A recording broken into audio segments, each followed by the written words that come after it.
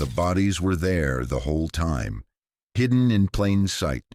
At first, they looked like nothing more than a pile of clothes, but later a gruesome discovery would be made, changing the history of Bellevue as a safe haven for families.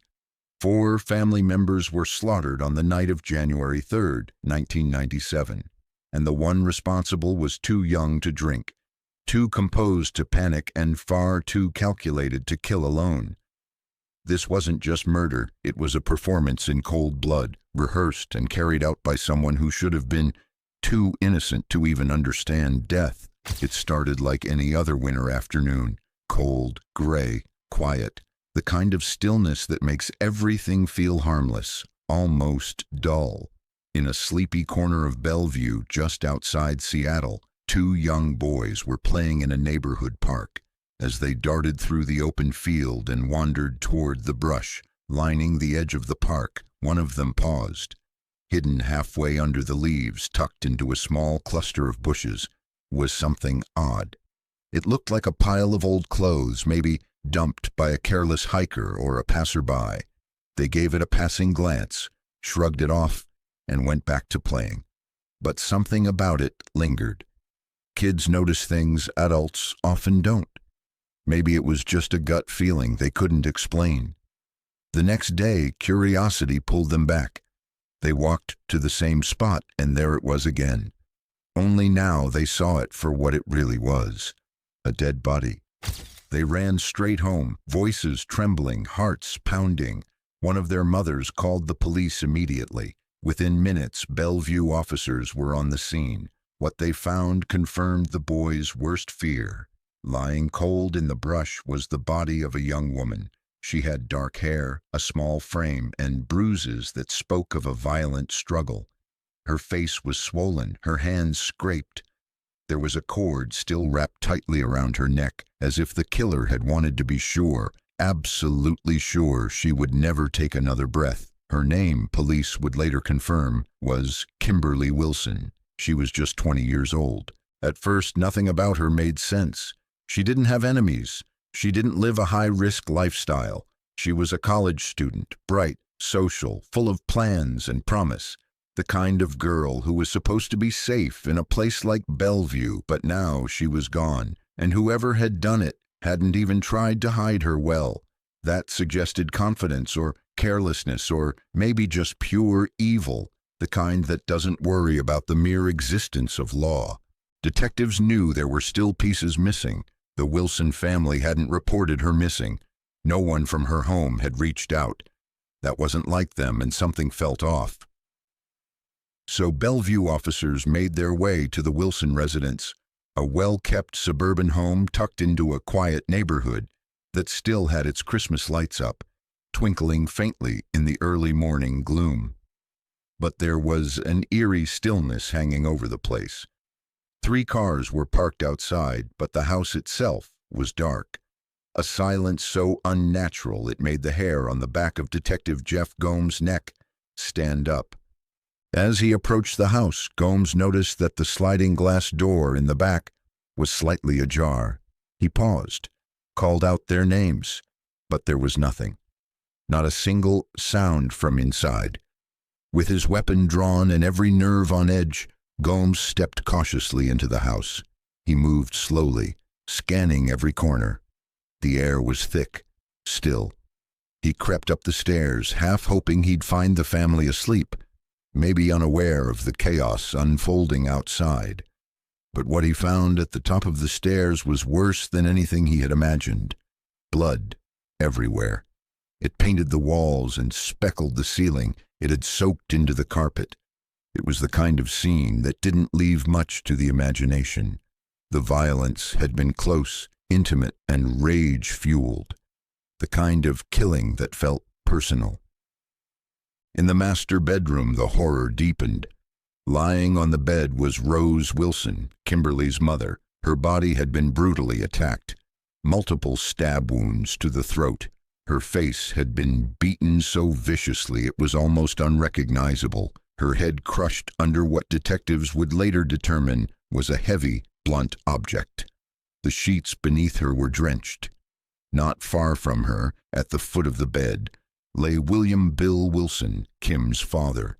He had suffered the same fate, bludgeoned, stabbed, left to die beside the woman he'd built a life with. But it didn't end there.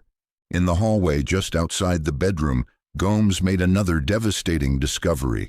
Kimberly's 17-year-old sister, Julia. Her body was crumpled on the floor. Unlike her parents, she hadn't gone without a fight.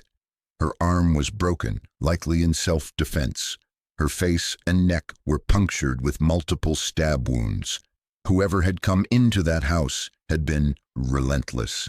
They hadn't just wanted to kill, they wanted to destroy. Within minutes, the Wilson home was a fully active crime scene. Yellow tape, cameras, gloved hands carefully collecting fragments of a family shattered beyond recognition. 4 members of one household, mother, father, and 2 daughters, now all victims of a massacre that had started with Kimberly and led police straight into something much bigger. The question now wasn't just who had done this, it was why. And how could someone, anyone, do something this savage, this calculated, and walk away? What detectives would uncover next would answer those questions. But the truth would be darker than anything they were prepared for. As the full weight of the Wilson family massacre sank into the community, Bellevue detectives sprang into action. This wasn't just another homicide, it was the systematic slaughter of an entire family in their own home. Someone had walked into that house with the intent to wipe out every last member. There were no signs of forced entry. This was definitely not a robbery gone wrong. It was personal and with a purpose. Detectives knew that whoever was behind this didn't just want the Wilsons dead, they wanted them obliterated. Investigators began going around in the neighborhood. They went door to door, asking anyone who lived nearby if they'd seen or heard anything unusual. But in a place like Bellevue, where everyone minds their own business, and violence is something that happens somewhere else, few had anything useful to say. No one heard screams or loud bangs. It was just another quiet night in suburbia. They turned to the Wilsons' backgrounds. Bill was a respected engineer. His co-workers described him as solid, dependable. One of those guys who showed up early and stayed late. His boss called him loyal, the kind of employee you could always count on. Rose, his wife, worked in retail. Her co-workers said she was warm, outgoing, always smiling. Julia, their youngest, was a senior in high school, quiet, shy, sweet, her classmates said. The kind of girl who didn't make waves. Nothing added up. They were a normal family. They had no enemies whatsoever. But when detectives started looking closer at Kimberly, the daughter whose body had been discovered in the park, they started finding small cracks in the picture-perfect frame. Kim had graduated from the same high school Julia still attended. On the surface, she was just another young woman trying to figure life out. But her school counselor remembered things differently. She recalled tension between Kim and her parents, especially during her final years in school. There were some arguments between them, the kind of slow-building strain that doesn't explode overnight, but develops quietly behind closed doors. That tension, it turned out, hadn't gone unnoticed. Records showed that a year before the murders, a neighbor had actually called the police to report a domestic disturbance at the Wilson home, reporting screaming and fighting. The usual stuff of teenage rebellion, but looking back now, it felt like an early warning sign no one had really understood. Detectives dug deeper. They began reaching out to Kimberly's circle, her friends, classmates, anyone who had insight into her personal life. That's when a strange pattern began to emerge. Kim, by most accounts, wasn't wild. She didn't party hard or spend late nights doing drugs. But she had a few friends who lived on the fringe, a group of kids who gathered late at night at the local Denny's. They called themselves the Saturday Night Denny's Club. On the surface, it sounded harmless. Teenagers drinking bad coffee, staying up too late, trying to be edgy. But the more the police learned, the darker it got. Members of the group dressed in black embraced Gothic subculture and liked to role-play. Not your average fantasy games. These had themes that revolved around violence, power, eroticism, and death. It was the kind of escapism that let them feel important, different, above the boredom that surrounded them. For most, it was just talk, a way to rebel, to feel alive. But not all of them. Multiple people pointed to two names, two boys in the group who, according to several members, talked openly about murder, and they would do it almost all the time as if it were a joke. They spoke of it so often it stopped raising eyebrows, like it was just another part of their strange Denny's world. But now, in the wake of 4 brutal murders, detectives couldn't ignore it. The investigation was no longer just about who had done it. It was now about who had spoken about it, who had fantasized about death enough to make it real. And behind the smiles, the black clothes, the talk of rebellion, police were about to uncover something much more sinister. They were hunting a killer, and he was young. Too young, and he hadn't done it alone. The trail was starting to heat up. With whispers pointing toward the same 2 names over and over again, detectives decided it was time to pay a visit to Baragni and Anderson. Both boys were part of the Denny's group, the late-night misfits with a taste of rebellion, and both had already raised eyebrows by casually talking about murder in a way that now felt less like teenage adventure stories and more like foreshadowing. When officers arrived at their homes, the boys didn't seem rattled. In fact, they seemed calm for people who had just heard of a murder within their own group. Baragni, in particular, spoke with an eerie kind of detachment. He told detectives that on the night of the murders, he and Anderson had been holed up at his place, playing video games for hours. He described it as a quite boring night in, nothing unusual. It was a story that seemed convenient, too convenient. But the detectives were not ready to build trust with these kids just yet. They started looking for inconsistencies, and one of the first things they zeroed in on were the shoes. A distinctive shoe tread had been found at the Wilson crime scene.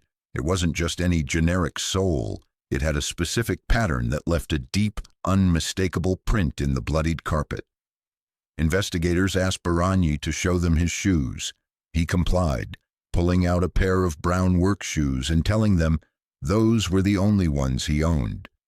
Nothing out of the ordinary, he said, just regular shoes. But Baragni wasn't counting on people talking.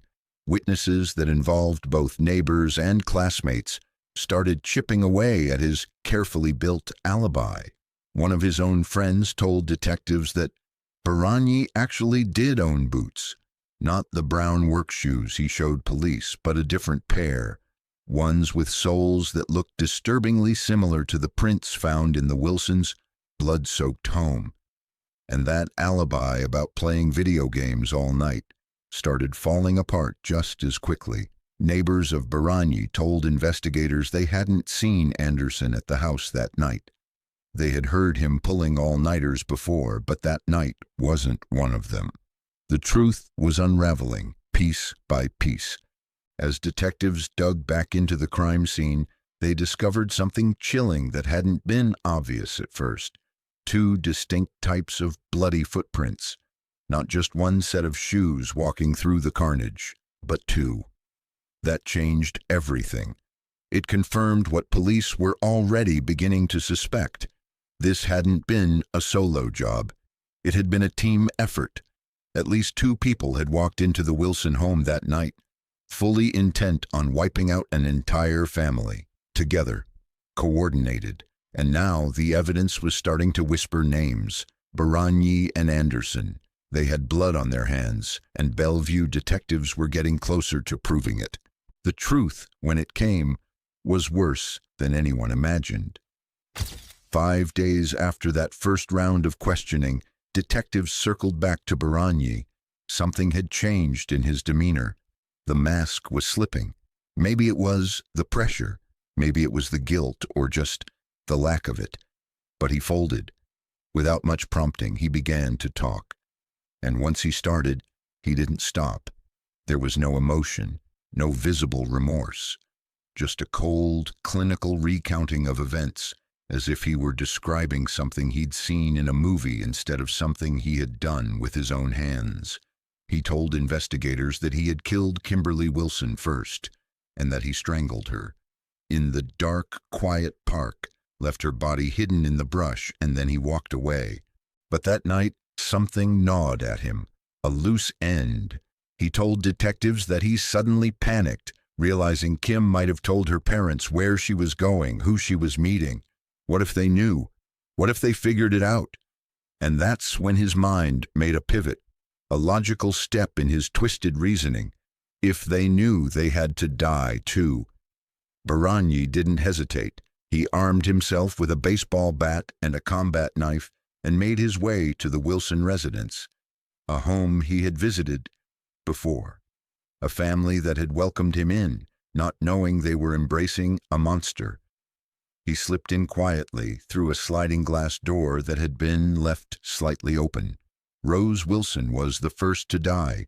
She was asleep in her bed when Baragni raised the bat and brought it down on her head again and again. The sound of her screams woke Bill Wilson, who charged in to protect his wife. But he was no match for a bat and a knife wielded by a teenager who had come there with only the intention to kill. Baragni turned on him next, striking, stabbing, letting the man die with his own hands. And when both parents were finally still, he moved through the house with the calm of someone finishing a task. Upstairs, he found Julia, and God, she did fight hard, but he was stronger, all because he was armed. He broke her arm, stabbed her repeatedly, making sure no one was left behind. Before leaving, he didn't run. He looted the house casually, picking up the things he liked. A telephone, a CD player, a VCR. As if the night hadn't already been soaked in horror, he decided to rob the family too. And then he walked out of the Wilson house, into the stillness of the early morning, having erased 4 lives in a matter of minutes. Even after admitting to the killings, Baragni kept one final secret close to his chest. He refused to name the second person who had walked with him into that house of blood. But silence doesn't hold forever. The detectives already had a name in mind: David Anderson. He'd been questioned before. His name had floated around in the darker corners of Kim's social circle. But now, with Baragni's confession out, Anderson's presence in the story felt heavier, more suspicious, so they brought him back in. This time, Anderson's story shifted. He claimed he had lied before. He hadn't been playing video games with Baragni the night of the murders, as he originally said. Instead, he told investigators he'd been out driving a truck owned by his girlfriend's father, supposedly traveling between Bellevue and Seattle. A long night drive, all alone. Detectives took it all in. They wrote it down. But they didn't buy it, because along with the fresh confession came another crack in the alibi. Anderson now admitted that he knew Baragni had been planning to kill the Wilson family, not just talking nonsense like teens sometimes do, but planning seriously, and for a while now.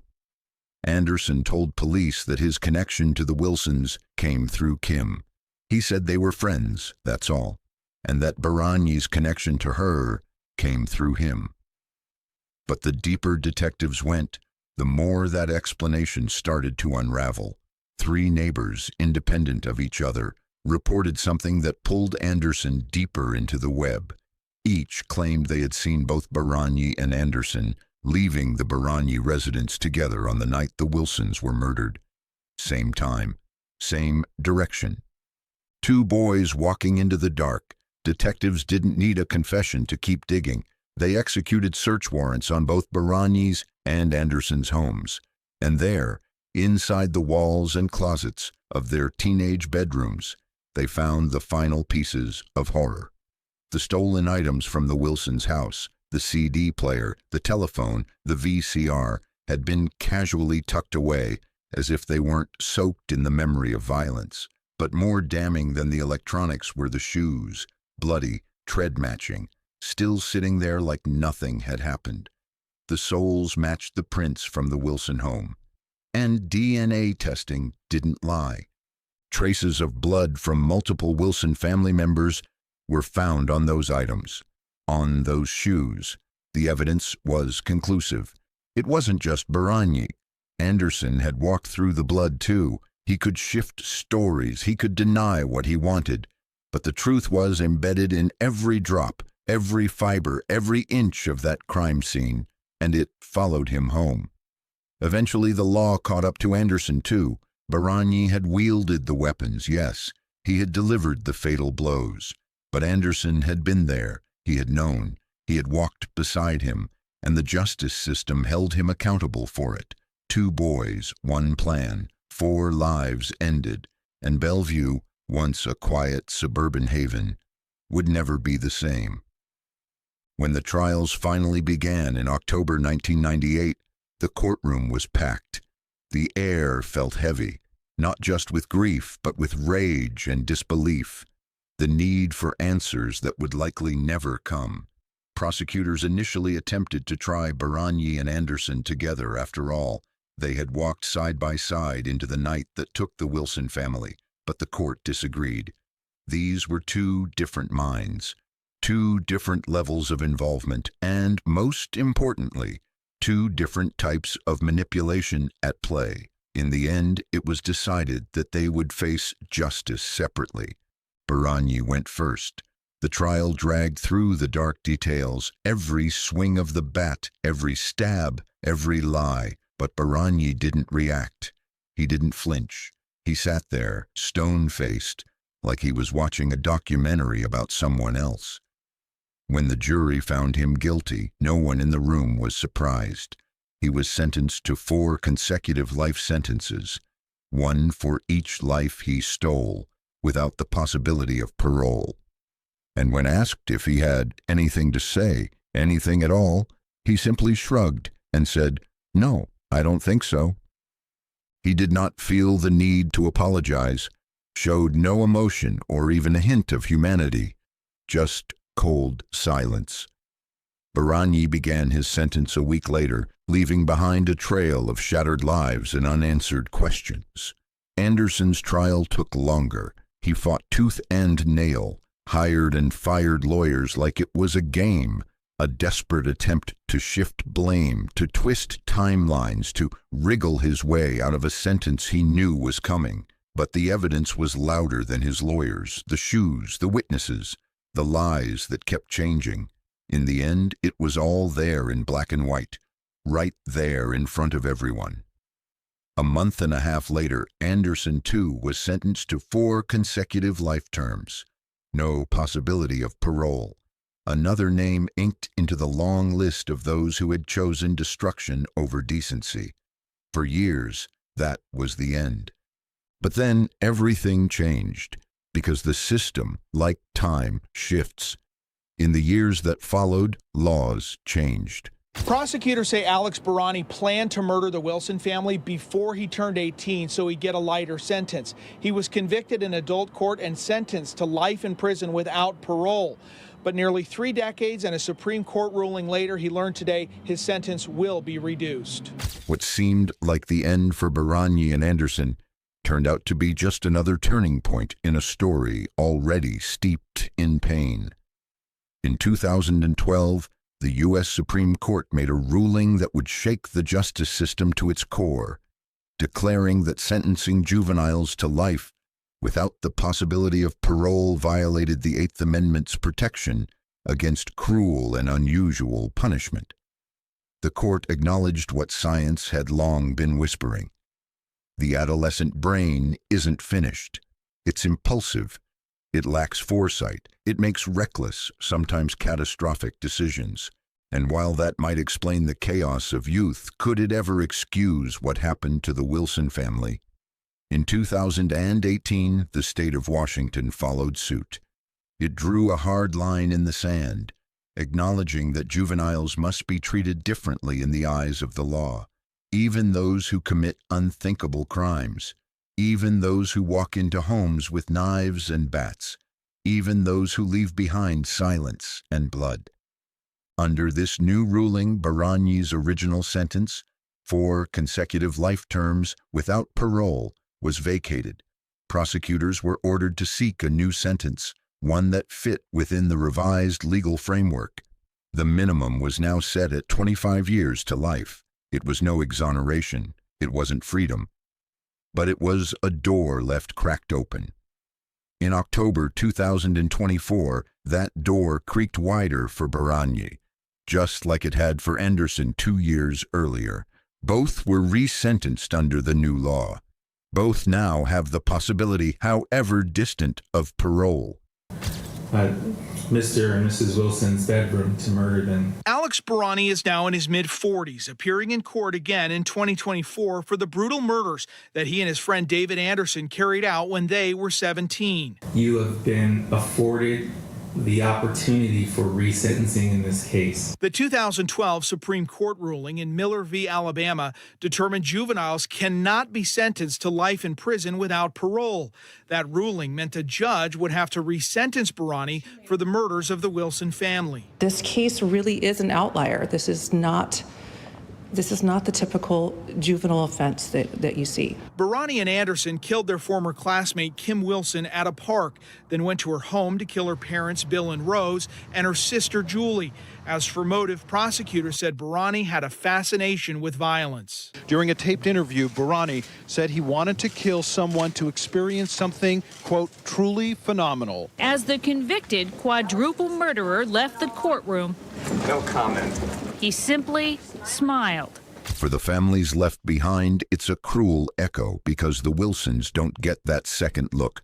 There's no parole for the dead, no sentence reduction for those who were buried in matching caskets.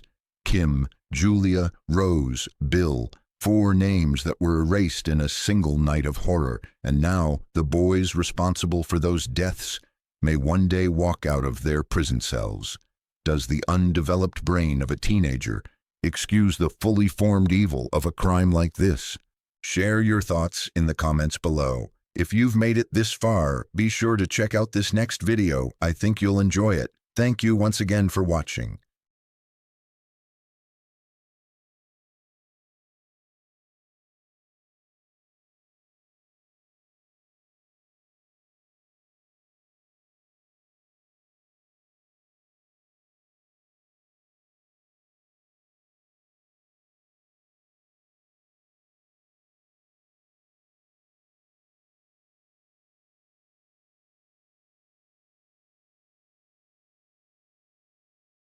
What happens when your best friend becomes your worst nightmare?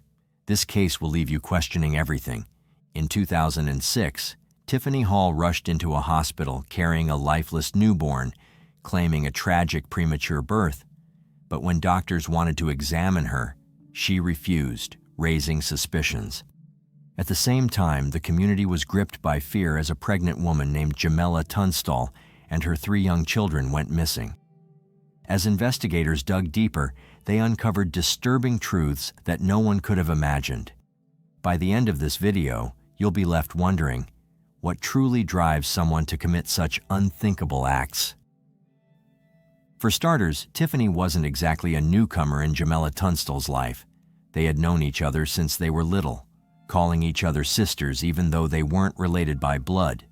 Additionally, both girls grew up in the same neighborhood in East St. Louis, Illinois, and had a lot in common.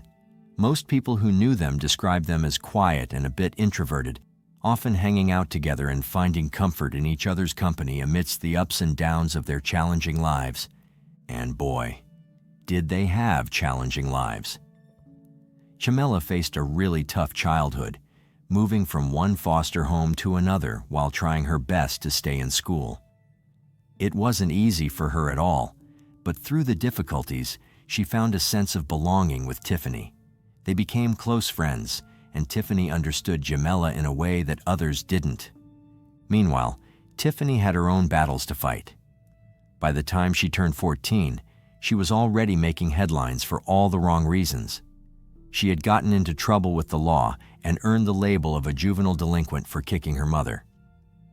Her home life was just as chaotic, filled with strict curfews and rules she constantly broke. It seemed like she was always butting heads with her family. In fact, Tiffany's mother, Beverly Cruz, once told the St. Louis Post-Dispatch that Tiffany was quite the handful. She even recounted a wild story about how Tiffany had set their kitchen on fire when she was a teenager. Yet despite everything, both Tiffany and Jamela stuck together, creating a friendship that felt unbreakable. And just like how they found solace in each other, they also shared the experience of becoming mothers. At 16, Jamela welcomed her first child, a son named Demond, in 1999, and then had 2 more kids, Ivan in 2003 and Janella in 2004. Although she struggled at times, like when she lost custody of her kids for disciplining her eldest son with a belt, she fought hard to reclaim her family. After taking parenting classes, she got her children back, determined to turn her life around.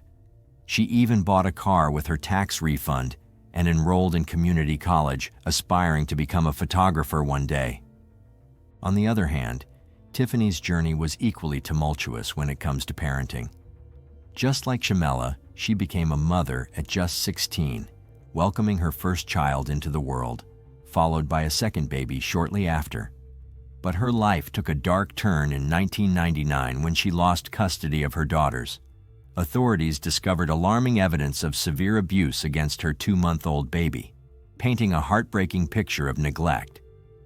Witnesses recalled seeing the infant in Tiffany's arms, limp like a rag doll, which raised immediate concerns. The injuries sustained that day would leave lasting consequences, and by the time the little girl turned 7, she still relied on diapers and struggled to communicate, often speaking in sounds that were difficult to understand. But in 2002, both of Tiffany's daughters were returned to her care. This happened after the state attorney decided not to pursue charges of abuse against her. The Department of Children and Family Services concluded that Tiffany was no longer a threat, which meant she could finally reclaim her role as a mother. It was a big relief for her, a chance to start fresh with her kids. However, life had other plans for Tiffany. That same year, she found herself in legal trouble once again. At just 23, she was charged with possession of a stolen credit card. Meanwhile, Jamela was living a completely different life at this point. While Tiffany's world was filled with drama and chaos, Jamela had found a quieter routine that worked for her and her family. She often kept to herself, focusing on protecting her children from the tough realities of their housing project. Life wasn't easy, but Jamela was determined to create a safe space for her kids. She was a cautious mom, rarely letting her children play outside unsupervised. Whenever they did venture out, you could find Jamela sitting on a milk crate just by her door, her watchful eyes following their every move. Her kids found joy in a little green tractor, a simple toy that they shared with the neighborhood kids. It was a small but significant source of happiness in their tough surroundings. Additionally, Jamela would walk her children to the school bus stop every morning, ensuring they started their day safely. By 2006, Jamela was 7 months pregnant, eagerly awaiting the arrival of a baby girl. She dreamed of a brighter future for herself and her growing family, filled with hope and possibilities. While Jamela was focused on her family's well-being and looking forward to new beginnings, Tiffany was still grappling with her own struggles. Life seemed to throw challenge after challenge at her, but despite everything, their friendship remained strong. In fact, Tiffany often took the time to babysit Jamela's kids, even though she had her own parenting troubles to manage. It all seemed okay for them, but everything changed on the evening of September 16, 2006. Tiffany made a startling call to the police, claiming she had just given birth to a stillborn child at Frank Holton Park. When she arrived at the hospital, the situation took a bizarre turn. Tiffany refused to let doctors examine her, raising immediate concerns about her story. Investigators began to question her, and as they pressed for details, her accounts became increasingly confusing. She alternated between saying she had been sexually assaulted and insisting that wasn't the case at all. No one knew Tiffany was pregnant, except for her Navy boyfriend. An autopsy was performed on the baby girl, but it revealed no signs of trauma and failed to determine a clear cause of death. After that unsettling night, Tiffany left the hospital, and the lifeless infant was taken to the morgue. What's even more bizarre is that Tiffany went ahead and organized a funeral for the baby she named Tiffany Horn. Just days after her dramatic claims, on September 21st, she held the service, but the event was anything but ordinary. The funeral director couldn't help but notice Tiffany's strange behavior. Just minutes before the ceremony was set to begin, she unexpectedly asked if they could move the funeral to another day so that more family members could attend. This raised eyebrows, especially since only 2 family members showed up, which seemed odd given the circumstances. To make things weirder, Tiffany showed up 2 hours late. That's not something you expect at a funeral, where people usually arrive on time to pay their respects. Among the few who did come was her boyfriend, Keith Horn. He had come back from the Navy just for this service because he believed the baby being buried was his daughter. Meanwhile, everyone was starting to get really worried about Jamela. No one seemed to know where she was, and her friends and family were feeling more anxious by the minute. They tried calling her, sending messages, and reaching out on social media, but nothing came through. It was like she had just vanished into thin air. By the way, I post true crime and new cases here every day, so if that sounds like your kind of thing, please consider subscribing. It helps a lot. It wasn't until after the funeral, when Tiffany had a conversation with Keith, that would change everything. Tiffany casually mentioned that she had cut the baby out of her best friend, Jamela. Those words hit Keith like a ton of bricks. His mind raced as he tried to process what she was saying. How could she claim something so horrific? Was it even possible? At that point, Keith felt a rush of panic. He knew he couldn't just sit around doing nothing. He had to protect Jamela and figure out the truth behind Tiffany's shocking confession. Without wasting any time, he grabbed his phone and dialed the police. The police wasted no time in finding Jamela's body, which had been missing for 6 long days. When they discovered her in high weeds near Tiffany's home, it sent shockwaves through the community. To make the situation even more chilling, they found a pair of scissors lying near her remains. This led to Tiffany's arrest that same night. While in custody, she began to share the horrifying details of what had happened almost a week ago, the day she delivered her baby girl. Earlier that day, Jamela, who was 7 months pregnant, had been casually hanging out with Tiffany at her mother's home in Belleville. But things took a dark turn when Tiffany struck Jamela over the head with a table leg, hitting her repeatedly until Jamela became unconscious. Once Jamela was down, Tiffany took the situation to an unimaginable level. She bound Jamela's hands and feet with duct tape, ensuring she couldn't escape. At one point, Jamela regained consciousness and desperately tried to wriggle free from her restraints. But Tiffany, now completely unhinged, struck her again and taped her mouth shut to silence her cries for help. Then Tiffany dragged Jamela's lifeless body into the bathroom. In a chilling moment, Tiffany cut open Jamela's stomach with scissors in a desperate attempt to take the baby from her womb. Tragically, Jamela was still alive during this horrific act, but she lost an enormous amount of blood and eventually succumbed to her injuries. After committing such a monstrous crime, Tiffany tried to cover her tracks. She wrapped Jamela's body in a shower curtain and transported it to a weedy, vacant lot behind her house, where she dumped it like garbage. What's even more unsettling is that Tiffany had been planning this for weeks. Just a week before Jamela's murder, she had purchased items for a makeshift birth kit, scissors, alcohol, and a bulb syringe. To make things even more twisted, she had been pretending to be pregnant, hoping to lure her boyfriend Keith home from the Navy under false pretenses. When the news hit that Jamela had died and Tiffany had been arrested, it horrified both their families. Both mothers were left reeling, struggling to comprehend the tragic turn of events. Just when everyone thought things couldn't get worse, another dark cloud loomed over the community. Jamela's 3 children were missing, and nobody knew where they were. The following day, Friday, September 22nd, the police sprang into action. They headed straight to Jamella's apartment, hoping to find photos of the missing kids to share with the media, hoping someone would recognize them and help bring them back. Jamella's partner, Ivan Collins, had already been questioned, and the police needed more information from him. While the police were piecing together the timeline, they learned that Tiffany's daughters were safe, but Jamella's kids were still unaccounted for. The officers reached out to Ivan again, hoping he could shed light on the situation. He mentioned that he'd last seen the children 3 days earlier, on the 18th, but when he was asked about their whereabouts since then, he said they had been with him before leaving with Tiffany that same night. This raised even more eyebrows. As the investigation continued, Tiffany was still in custody, and it wasn't long before she spilled the beans about where the kids were. This confession led the police back to Jamella's apartment the next morning, but what they found was nothing short of horrifying. As they stepped inside, a dreadful smell hit them, a sickening stench that made it clear something was terribly wrong. It was then that they discovered the heartbreaking truth: the naked and decomposing bodies of Jamella's 3 children. 2 were crammed inside the washing machine, and the 3rd was found in the dryer.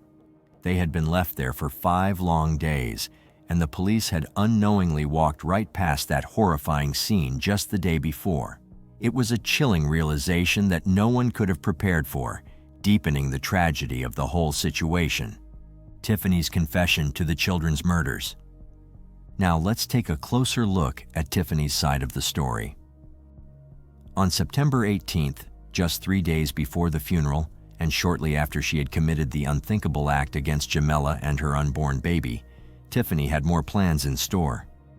Tiffany spun a big lie to Ivan, claiming that Jamella wanted her kids and her car. This sneaky story let Tiffany pick up 7-year-old Demond, 2-year-old Ivan, and 10-month-old Janella.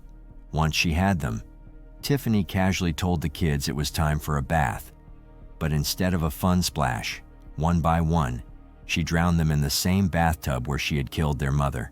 Some reports even say that she drugged the kids with cough syrup before putting them in the tub, making it even easier for her to carry out her horrific plan. After the terrible act, Tiffany stuffed their tiny bodies into the washer and dryer of Jamella's apartment in the John DeShields housing complex. By this point, she had not only taken her best friend's life and that of Jamella's unborn baby, but also confessed to the murders of her 3 children. All the kids were naked, except for a pair of underpants on one of the children.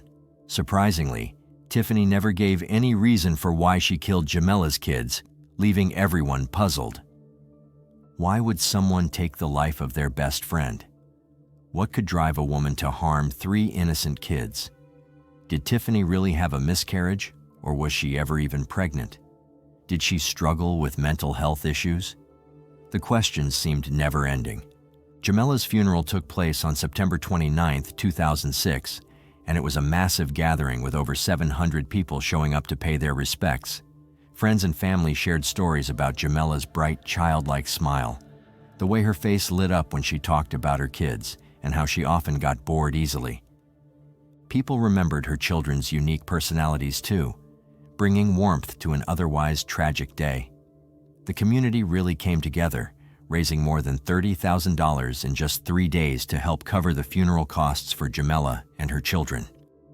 Initially, Tiffany was only charged with the murder of Jamella and her unborn daughter, but as the investigation unfolded, 3 more murder charges were added for the children. At first, Tiffany pleaded not guilty, leading to a psychiatric evaluation. She started with a public defender, but when the state announced it would pursue the death penalty, she was given a new lawyer experienced in such serious cases. James Gomrick, one of Tiffany Hall's lawyers, mentioned that while Tiffany was deemed mentally fit to stand trial, she also had some serious mental health issues going on and scored in the mid-70s on the IQ scale. But what sets Tiffany apart from other women who have committed similar crimes is that she already had kids of her own. Her daughters were just 7 and 8 years old at the time of the murders. On June 10, 2008, Tiffany was sentenced to life in prison without the possibility of parole for the horrific crime of murdering 5 people, including Jamela and her children. However, in September 2008, Tiffany tried to backtrack on her guilty plea, claiming her lawyer didn't do a good job defending her. Fortunately, the court shot down her request. In 2012, she filed another petition asking for a new lawyer, arguing that her trial attorneys weren't up to par. That one didn't get anywhere either, but Tiffany didn't give up. She felt strongly that her lawyers didn't properly investigate her mental health or whether she was fit to stand trial.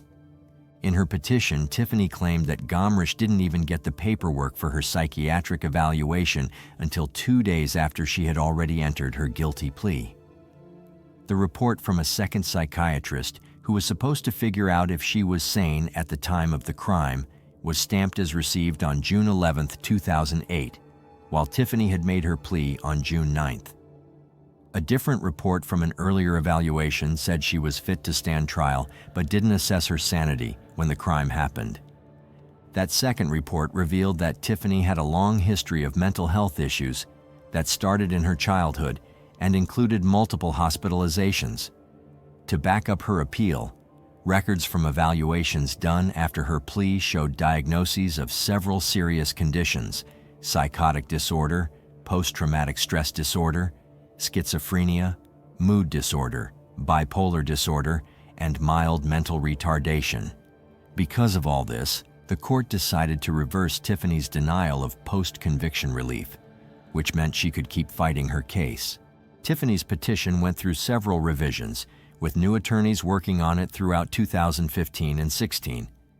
They were granted a bunch of extensions to get it right. She even asked for a new attorney again, but that request was denied too. Eventually, the court dismissed her petition because it didn't meet the necessary requirements. But Tiffany wasn't done yet. She appealed this decision, claiming her lawyer didn't do enough to amend the petition properly. In 2020, Tiffany finally got a break and won her appeal, giving her another shot at filing a petition for relief. It looks like Tiffany's case might be stuck in the appeals process for quite a while, but at least Jamela's family can find some comfort in knowing she's behind bars. Now, at 42 years old, Tiffany is being held at Logan Correctional Center in Lincoln, Illinois. One source noted that Jamela's stillborn baby girl was exhumed and reburied alongside Jamela and her 3 other children in Millstadt, Illinois. With all that said, Tiffany's case stands as one of the most disturbing crimes ever committed by a woman. It's a chilling reminder that no matter how well we think we know someone, we can never truly understand what they're capable of. Now we ask you again, is life in prison enough for what she did? Let us know in the comments below. If you like the way we create these videos and you want to help bring more cases like this to light, hit that like button and subscribe for more deep dives. Thank you once again for watching.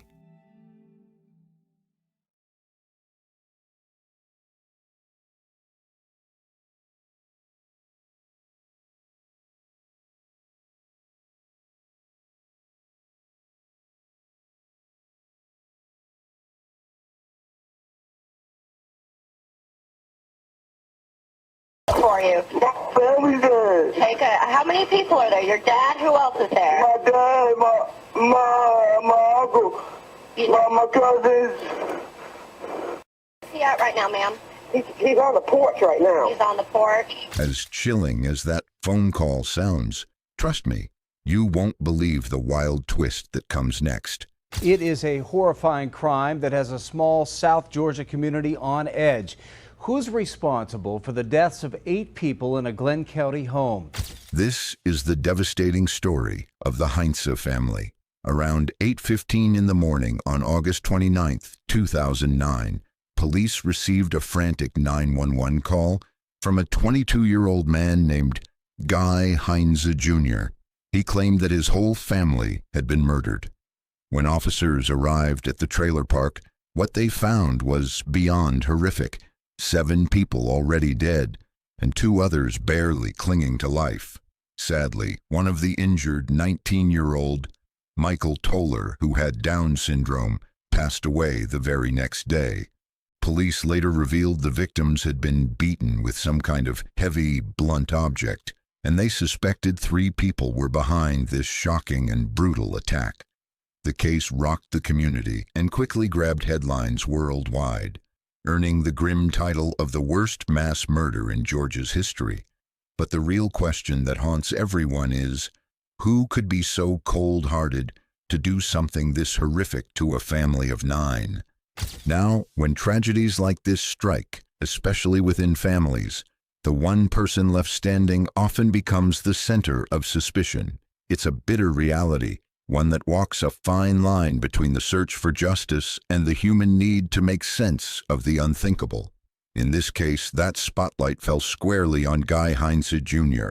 Despite sounding absolutely broken, panicked, breathless, and devastated on that haunting 911 call, law enforcement couldn't immediately rule him out. In fact, to many investigators, something about his story didn't sit quite right. But before you jump to conclusions or clear his name entirely, don't close your tabs or lock your phone just yet. That phone call wasn't just a plea for help. It became the emotional backbone of this entire case. But to really understand what happened that day, we have to rewind the clock just a little. Thanks to handwritten statements provided by his partner Jody, along with a patchwork of surveillance footage and witness testimonies, we're able to stitch together a rare, intimate glimpse into Guy's final hours before the horror inside that trailer unfolded. Keep in mind, Guy didn't have a working cell phone at that time, so tracking precise times is difficult. And when you're recalling moments from a day soaked in trauma, memories blur, time warps, emotions twist the edges of every detail. But even with that, his story offers a chilling timeline that helps us piece together a narrative of what really might have happened.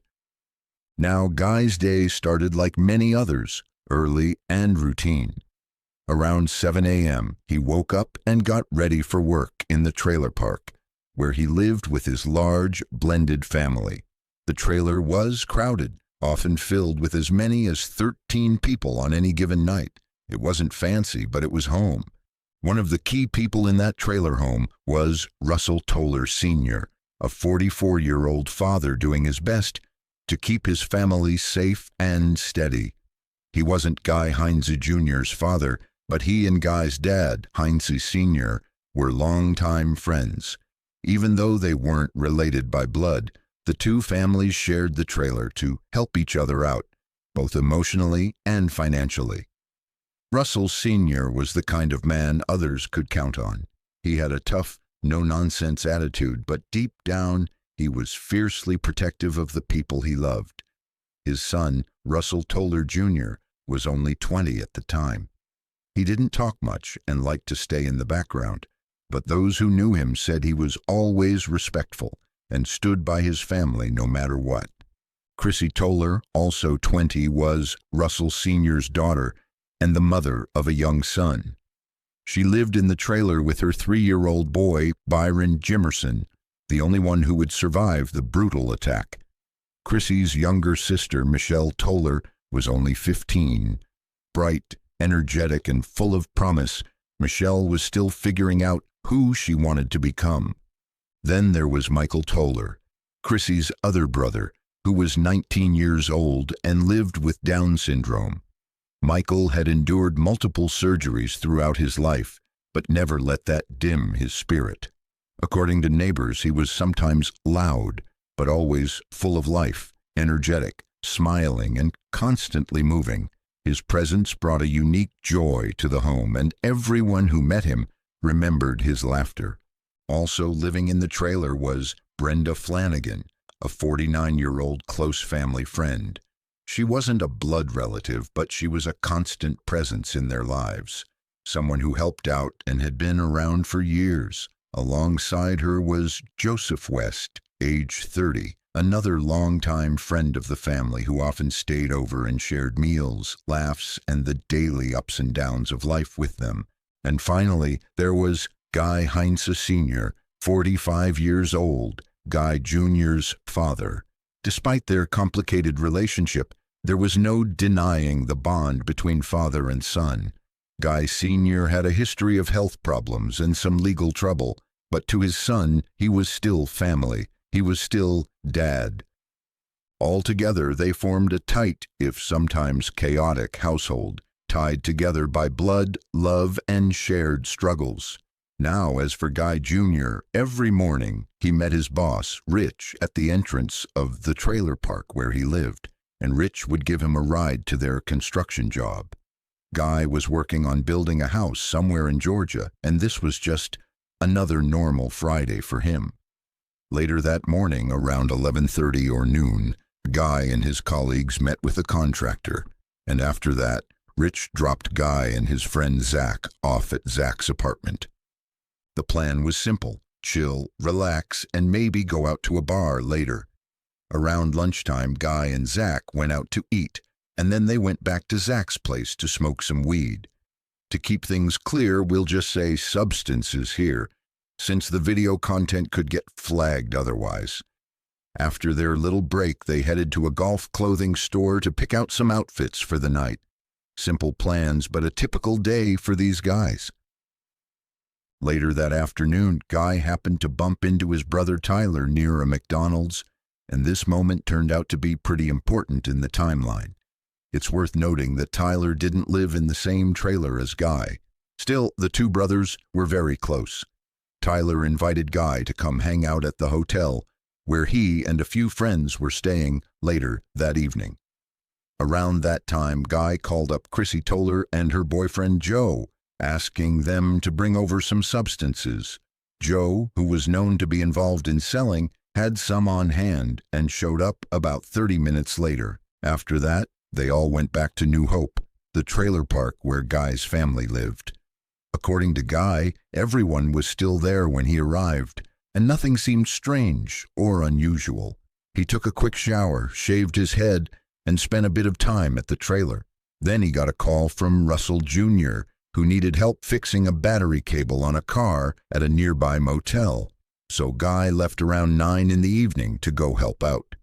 He ended up spending some time there, helping with the car and hanging out with Russell Jr.'s girlfriend and her kids. On their way back, Guy stopped by a store where a woman working the sandwich shop confirmed she saw him at that time, which is a crucial piece of evidence. When they got back to the trailer, everyone was still there. Later, Guy borrowed Russell Jr.'s car to visit a girl named Summer, who had given him her number earlier. But when he got there, he got cold feet, feeling too out of it to see her. So instead, he went to a substance dealer's place and then headed to Barrington Park, a quiet spot he knew well where he could smoke in peace away from any police. He spent about 2 hours there under a tree, just chilling, though again he wasn't sure of the exact time since it was dark and he had no watch. After that, he tried to visit Tyler at the hotel again, but no one answered the door. One of the most important confirmations of Guy's story comes from surveillance footage at Parker's convenience store near the pier, where video showed him around 5:36 a.m. This evidence helped support the timeline Guy gave during his trial and added weight to his version of events. After that, Guy finally met up with Tyler and they spent some time together before dropping off Tyler's girlfriend and friend, grabbing food at a place called the Huddle House, and then Guy decided it was time to head back to New Hope. It was early Saturday morning now, and around 8 a.m., Guy arrived at the trailer. The moment everything changed. What he found inside was beyond horrifying. The scene was gruesome and heartbreaking, and in a recording from prison, Guy described the shock and horror of what he saw when he walked in.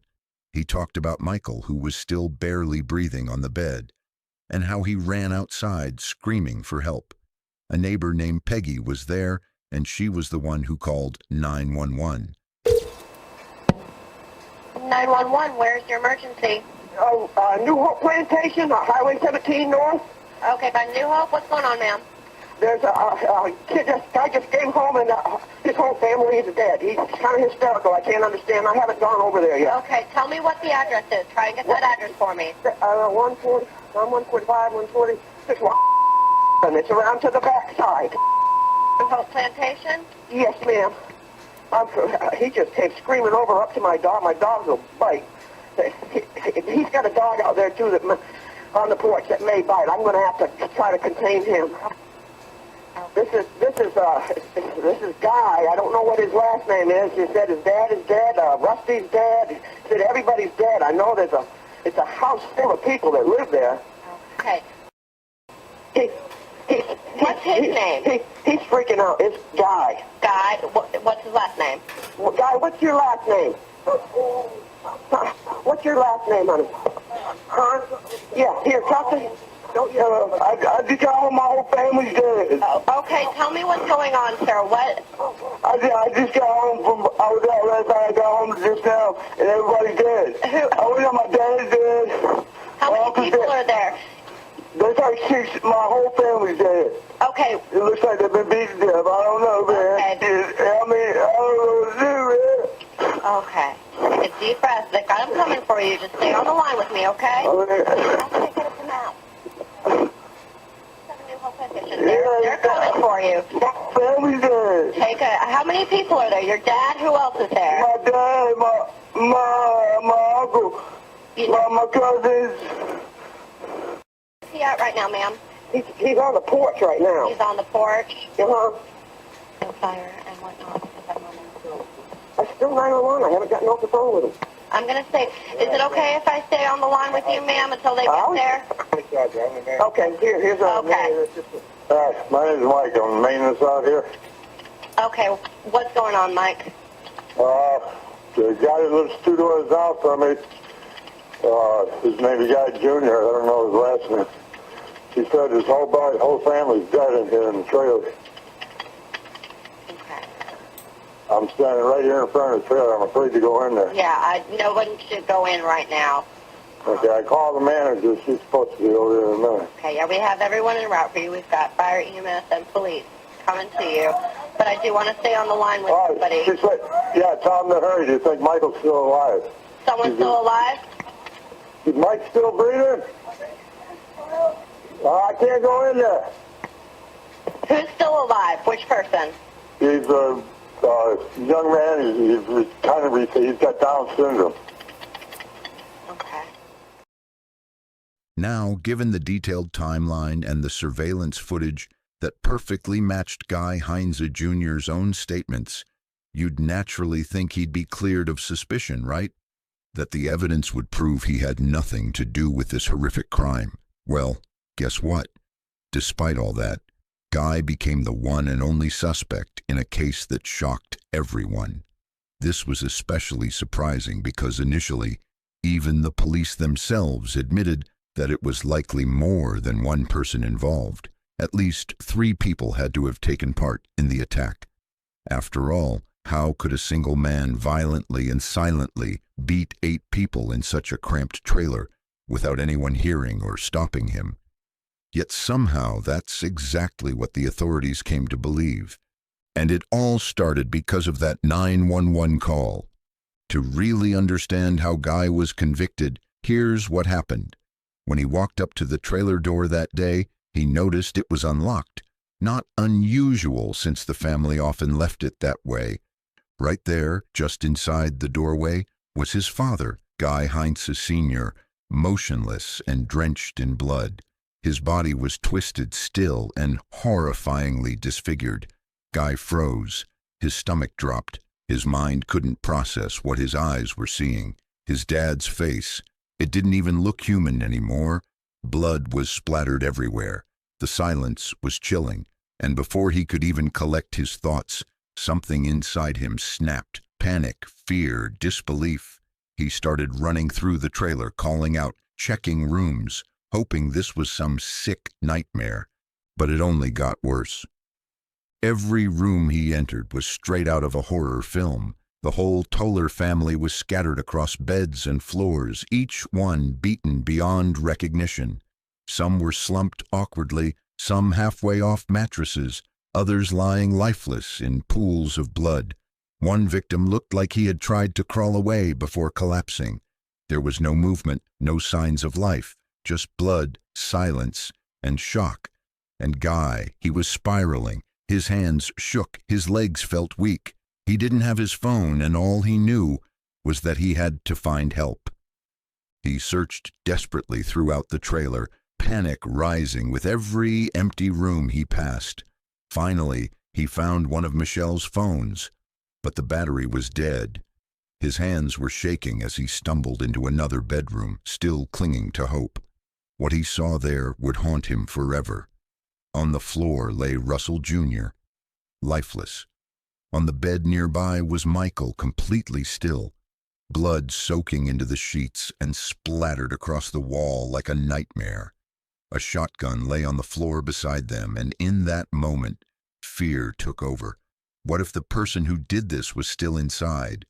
Without thinking, he grabbed the shotgun, not to hide it or tamper with evidence, but to protect himself, to defend whatever was left. He was overwhelmed and unable to think straight, his body reacting on pure instinct. He ran out of the trailer, still clutching the gun, his thoughts swirling in a blur of shock and adrenaline. Reality felt twisted, like none of this could be happening. He threw the gun into the trunk, tossed the dead phone into the back seat, and sat in the car, shaking uncontrollably. At that point, Guy was already high, and the trauma only made his mind feel more foggy and disconnected. Maybe he thought he was too high. Maybe this wasn't real. In that haze, he lit up another joint right there in Russell's car, hoping the smoke would dull the pain or bring some kind of calm. But no amount of marijuana could erase the blood, the silence, or the horror of what he'd seen. Then came the breakdown. He stepped outside again, screaming and crying, his voice cracking as he shouted, "My whole family is dead," over and over. His cries echoed through the trailer park, raw and desperate. One of the neighbors heard him and called 911 right away. If you listen to the recording, you can hear Guy's frantic, broken voice in the background repeating, "They're all dead, they're all dead." He ran back inside the trailer multiple times, desperate to help or find some kind of answer, until finally he shouted to the operator, "Tell them to hurry, Michael's still alive." By the time the police arrived, Guy was outside, throwing up next to a truck. He was drenched in sweat, pale, shaky, and clearly in shock. Officers described him as wide-eyed and lost, trembling and confused. The retching and trembling didn't look like the behavior of a cold-blooded killer. It looked like the reaction of someone who had just walked through hell and seen the unthinkable. And yet, everything changed just hours later. Instead of being comforted or treated like a survivor, Guy was arrested, just like that. One minute he was a grieving man overwhelmed with shock. The next he was the prime suspect in the most brutal crime the town had ever seen. No one else was seriously questioned or detained. Only him. Then came the trial, which many now believe was full of holes, missing evidence, strange assumptions, and a theory that didn't make sense. The prosecution tried to spin a story that Guy, furious over missing painkillers, snapped and methodically beat 8 people to death with a blunt object in the dead of night. They claimed he did it quietly, leaving almost no evidence, and then showed up later acting like nothing had happened. But the story didn't add up. No one heard screams. No one heard a fight. There were no scratches or defensive wounds on Guy, no blood on him, no trail, no witnesses, no sign he cleaned up. And yet, despite all that, he was still convicted. District Attorney Jackie Johnson and her team celebrated it as a solid win. They believed they'd closed the chapter, locking up the man responsible for one of Georgia's most brutal family massacres. But cracks in that story started to form. Jody Sturt, who would later become Guy's wife, along with other justice advocates, began digging into the case. What they found wasn't just questionable, it was alarming. From the beginning, the case was circumstantial. Even the lead prosecutor, John Johnson, admitted that in court. "We don't have any evidence placing Guy Heinze Jr. at the crime scene during the murders," he told the jury, but they pushed ahead anyway, building the case on 3 basic things: Guy knew the victims, he used drugs, and he lived in the trailer. That was it. No eyewitnesses, no physical evidence, no confession, just assumptions. The Glynn County Police, led by Chief Matthew Doring, locked in on Guy almost immediately. He had found the bodies. He was the one who called for help. But instead of viewing him as a potential witness or even a victim, they treated him like the killer. One of the victims, Michael Toller, was still alive when Guy discovered the scene. Guy tried to help him, but Michael later died in the hospital.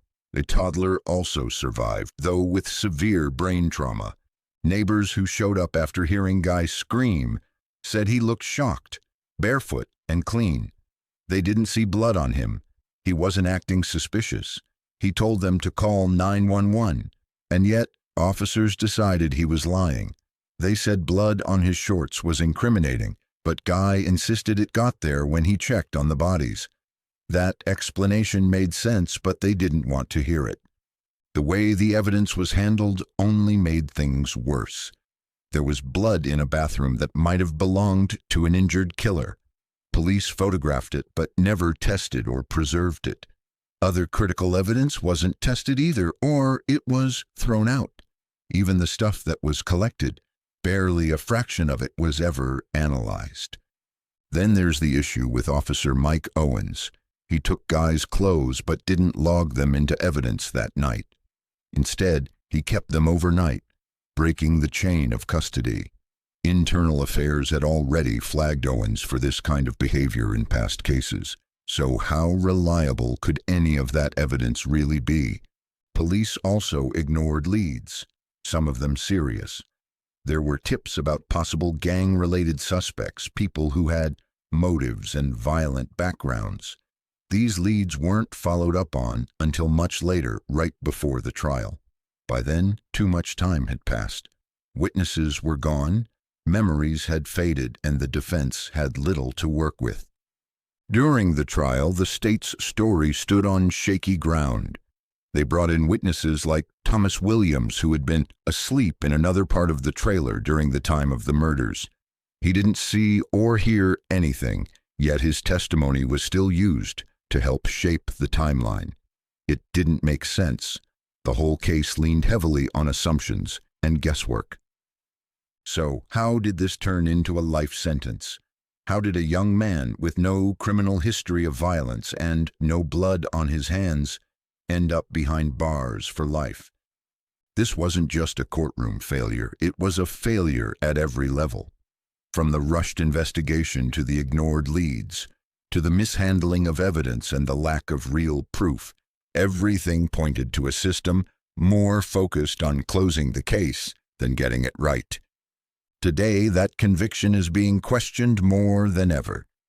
Advocates continue to fight for a re-examination of the evidence, and people who once believed Guy was guilty are starting to take a second look. Now, I really want to hear what you think. Do you believe Guy was innocent? After everything, the lack of hard evidence, the sloppy investigation, the ignored leads, do you think justice was really served here? Share your thoughts in the comments below. If you've made it this far, be sure to check out this next video. I think you'll enjoy it. Thank you once again for watching.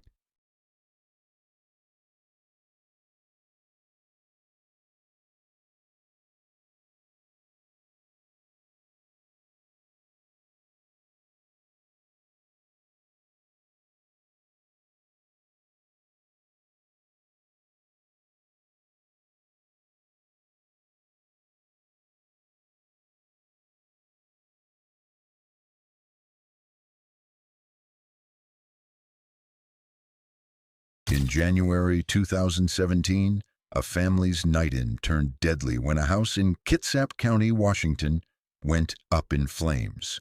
Inside were 3 bodies, all shot to death before the house was set on fire. Oh, my whole family shot me too. What's the address? Now.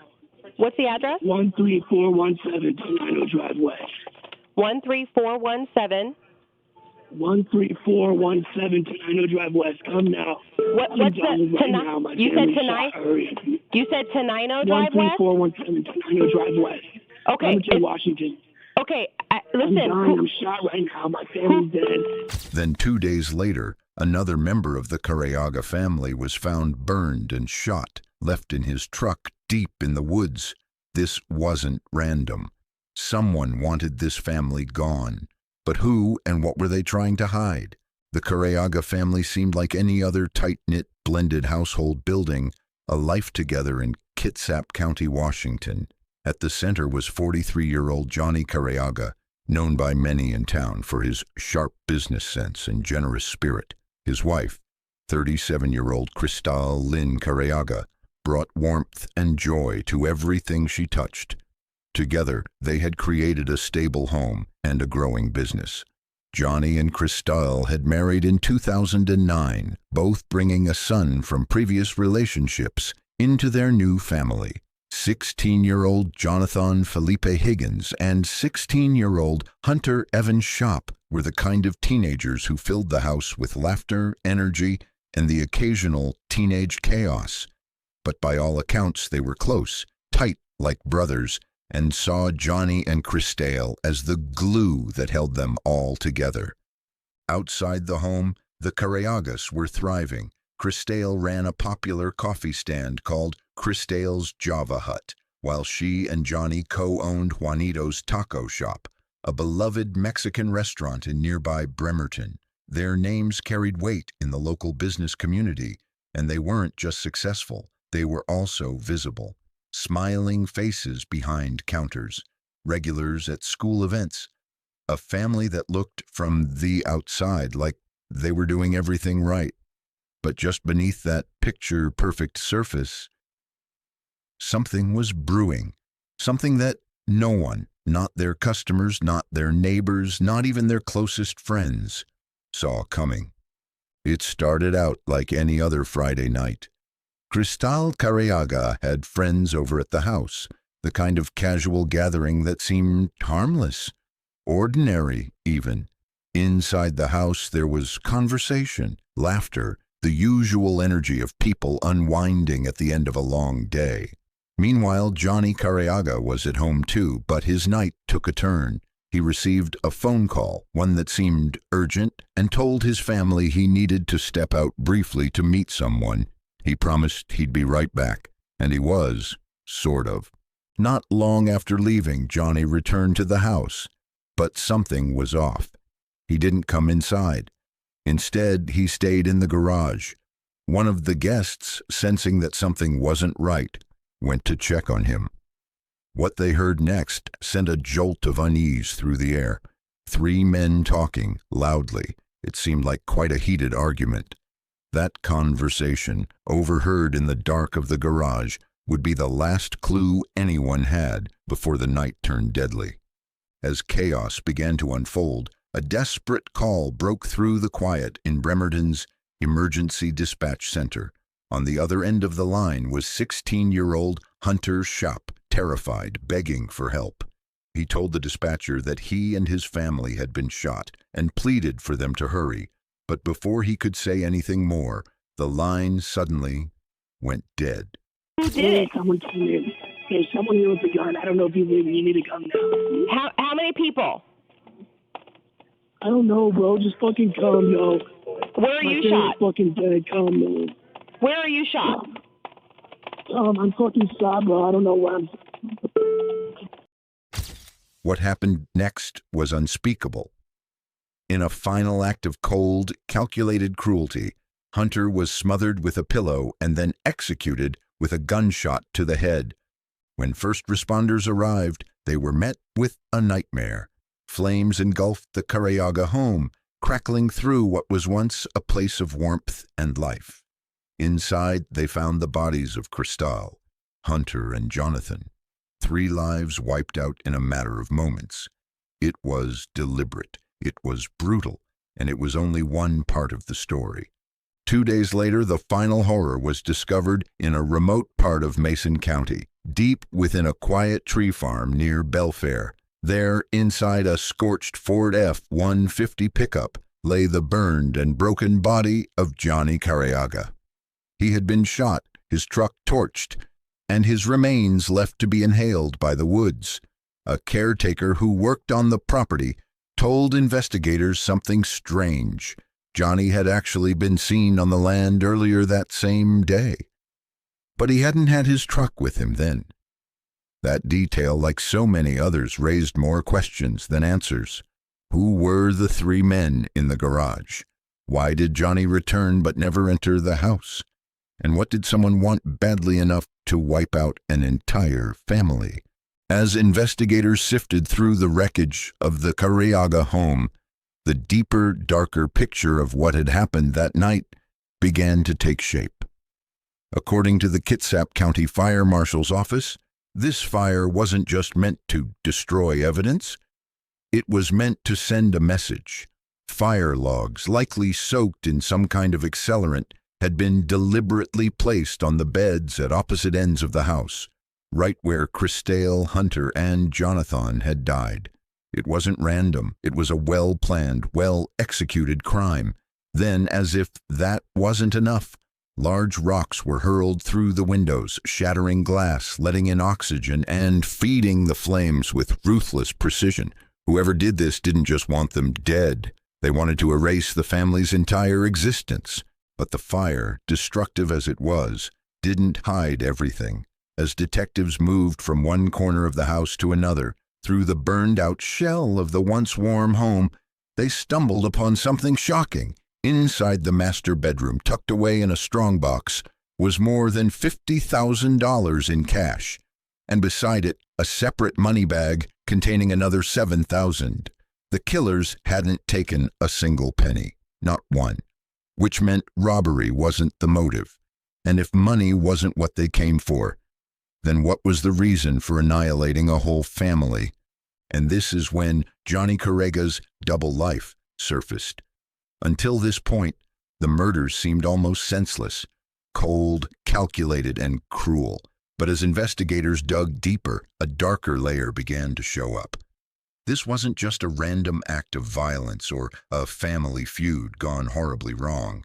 According to law enforcement, while he ran a family business by day, behind the scenes, Johnny Careaga was involved in a much riskier operation, smuggling and selling cocaine, reportedly bringing back kilos from California every few months to distribute in Kitsap County. And that secret may have cost his entire family their lives. Detectives working alongside FBI special agents eventually landed on a chilling theory. This was no isolated crime. It was a hit carried out by members and associates of the Bandidos Motorcycle Club. For those unfamiliar, the Bandidos aren't your run-of-the-mill biker gang. They're an international outlaw motorcycle club, known to federal agencies as a criminal organization. In their world, loyalty is everything, and betrayal, real or perceived, can be fatal. Turns out some of the people buying cocaine from Johnny were patched members of the Bandidos Motorcycle Club's Bremerton chapter. Now stay with us as we tell you what exactly goes on behind the club's apparent love for their motorcycles. The Bandidos Motorcycle Club is known worldwide, but especially by law enforcement agencies, as more than just a group of motorcycle enthusiasts. Officially, they say they're just a club of riders who share a brotherhood and passion for bikes. But authorities in many countries see things differently. To them, the Bandidos are classified as an outlaw motorcycle gang, meaning they're linked to serious criminal activities. While the Bandidos themselves deny being a criminal organization, the reality tells another story. Members of the club have been convicted of a wide range of crimes, including theft, extortion, forcing money or favors through threats, prostitution rings, drug trafficking, and even murder. The list of criminal acts connected to them is long and chilling. Racketeering and basically running illegal business operations, drug and arms trafficking, assault, money laundering, loan sharking, contract killing, trafficking in stolen goods, motor vehicle theft, and counterfeiting. Basically, if anything makes headlines for organized crime, you may easily suspect this gang's involvement. And you might be right, the majority of the time. In Washington state alone, the Bandidos have 14 chapters, and they're known to be deeply involved in methamphetamine distribution and violent crime. Back in 1985, the authorities carried out a huge crackdown on the Bandidos in Washington, arresting 13 members on drugs and weapons charges in places like Bellingham, Everett, and Puyallup. This wasn't a simple police raid. It was the result of a 16-month investigation involving the FBI, DEA, and ATF, showing just how serious law enforcement was about stopping their criminal activities.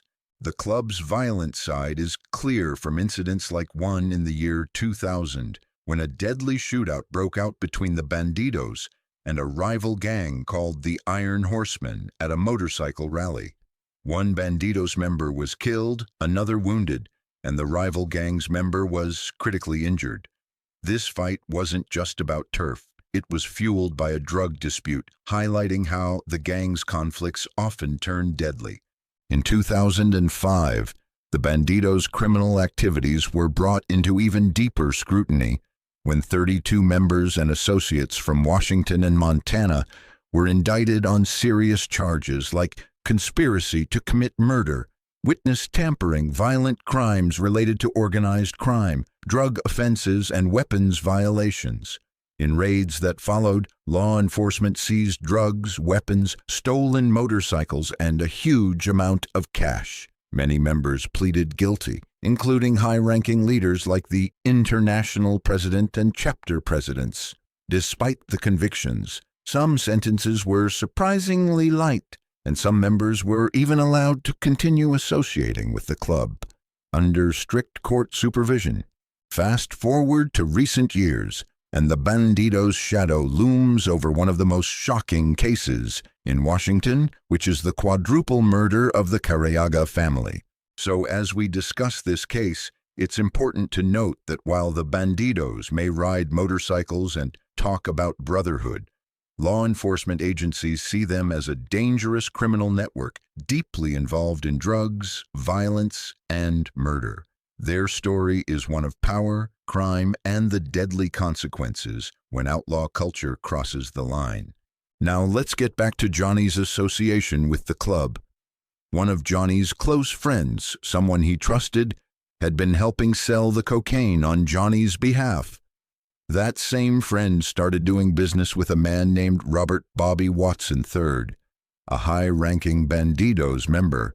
It's unclear whether Watson was buying for himself or flipping the product for profit, but when that friend backed out and cut ties, it forced Johnny and Watson into direct communication, and that's when things took a turn. After the fallout, Johnny made one of his regular runs to California, but this time, Bobby Watson followed him. The two men reportedly had a heated argument. Words were exchanged, tempers flared, and lines were likely crossed. Whatever was said, whatever happened during that confrontation, it lit the fuse. And just weeks later, Johnny's entire family would be dead. But the real question is this: was Johnny the only target, or was this assassination done to prove a point to others as well? If Johnny Careaga had a gun on his back, the man allegedly holding the trigger was Robert James Watson, a name whispered with fear, even in circles used to violence. Known as Bobby to his inner circle, Watson wasn't just some rogue biker with a temper. He was the vice president of the Bandidos Motorcycle Club's Bellingham chapter, and according to law enforcement, the suspected mastermind behind the Careaga family massacre. But what made things even more chilling was the way Bobby behaved after the murders. When fellow Bandidos members asked him if he'd been involved, Bobby gave mixed answers, dodging, deflecting, and offering conflicting versions of the truth. It was as if he couldn't keep the story straight, or didn't care enough about it. Despite Bobby's high rank, not everyone in the Bandidos stood behind what happened. The chapter's president openly condemned the killings, especially the brutal deaths of women and children. He even cooperated with the investigation, drawing a line between loyalty to the club and pure savagery. In the biker world, codes of conduct are murky, but killing an entire family, that crossed every boundary, even among criminals. And then there was Johnny James Watson, Bobby's younger brother. A resident of Bremerton, Johnny Watson wasn't affiliated with the Bandidos, and as far as records show, he had no direct ties to the club's criminal activity. But blood runs deep, and being Bobby Watson's brother automatically placed him under suspicion. What did he know? What did he hear? And most of all, what role, if any, did he play? But perhaps the most tragic twist of all comes in the form of Danny J. Kelly Jr.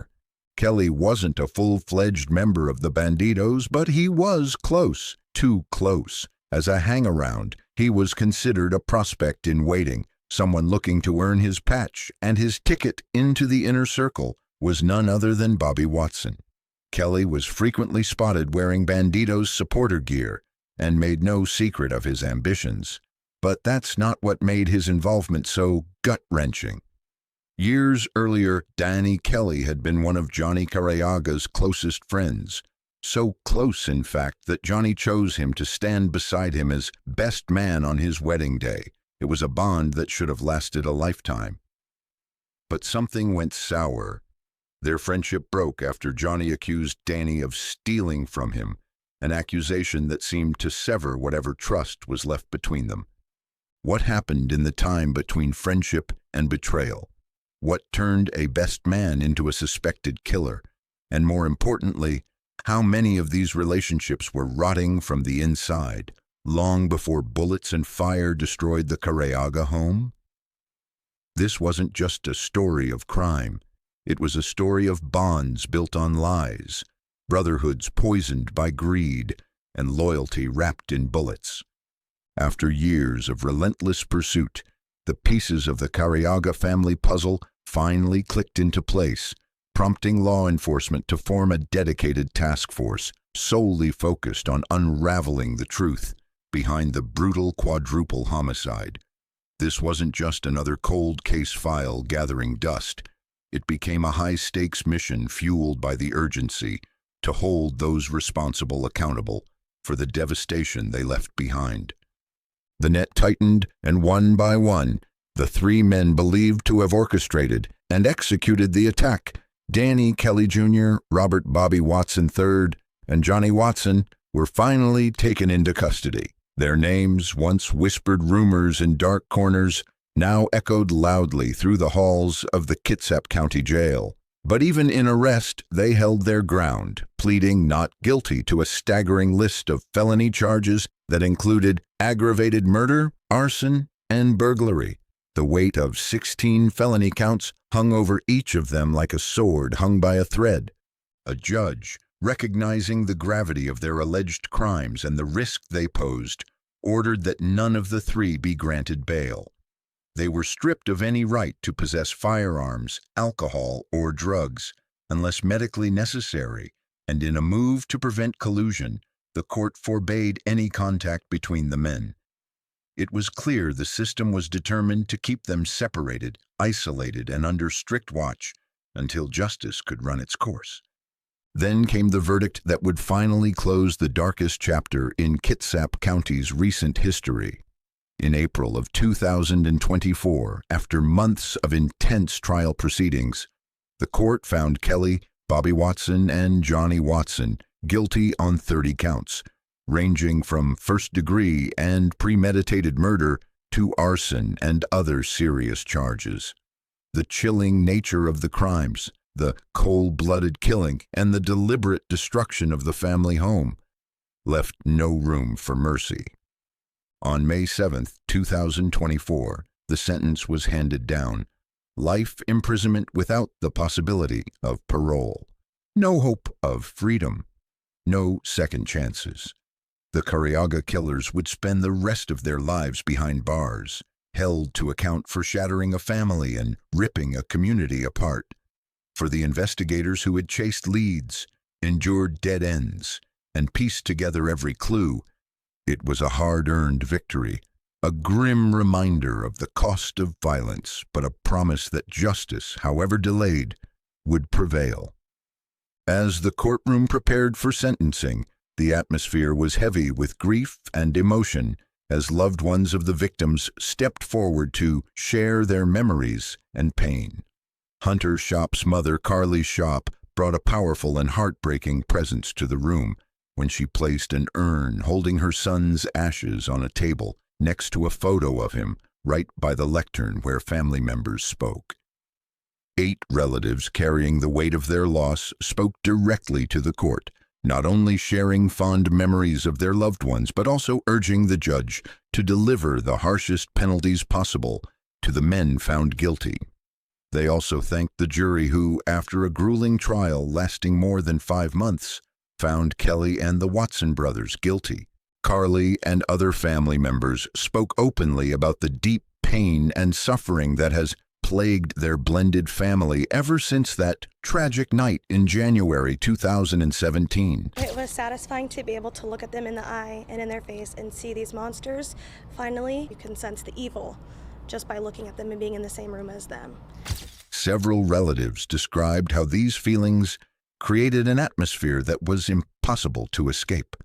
To make matters worse, in 2018, they suffered another blow when Joseph Careaga, a young family member, died in a car crash near Hansville. This additional loss only deepened the sorrow and pain already weighing heavily on their hearts. The tragic story of the Careaga family is a haunting reminder of how deep pain can ripple far beyond the immediate loss, touching the lives of loved ones and entire communities. What began as a quiet life ended in unimaginable violence, fueled by a dark underworld most would rather not see. Even as justice was served with life sentences, the shadows left behind linger.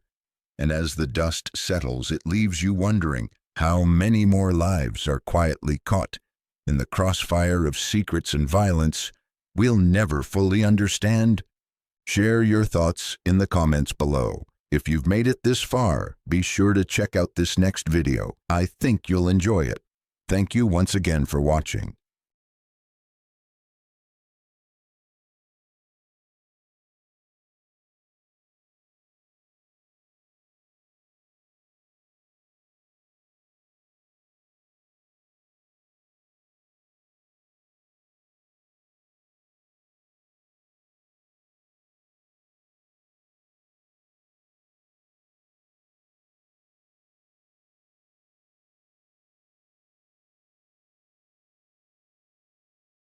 They say blood is thicker than water, but for Lydia, she never had the chance to prove this saying wrong.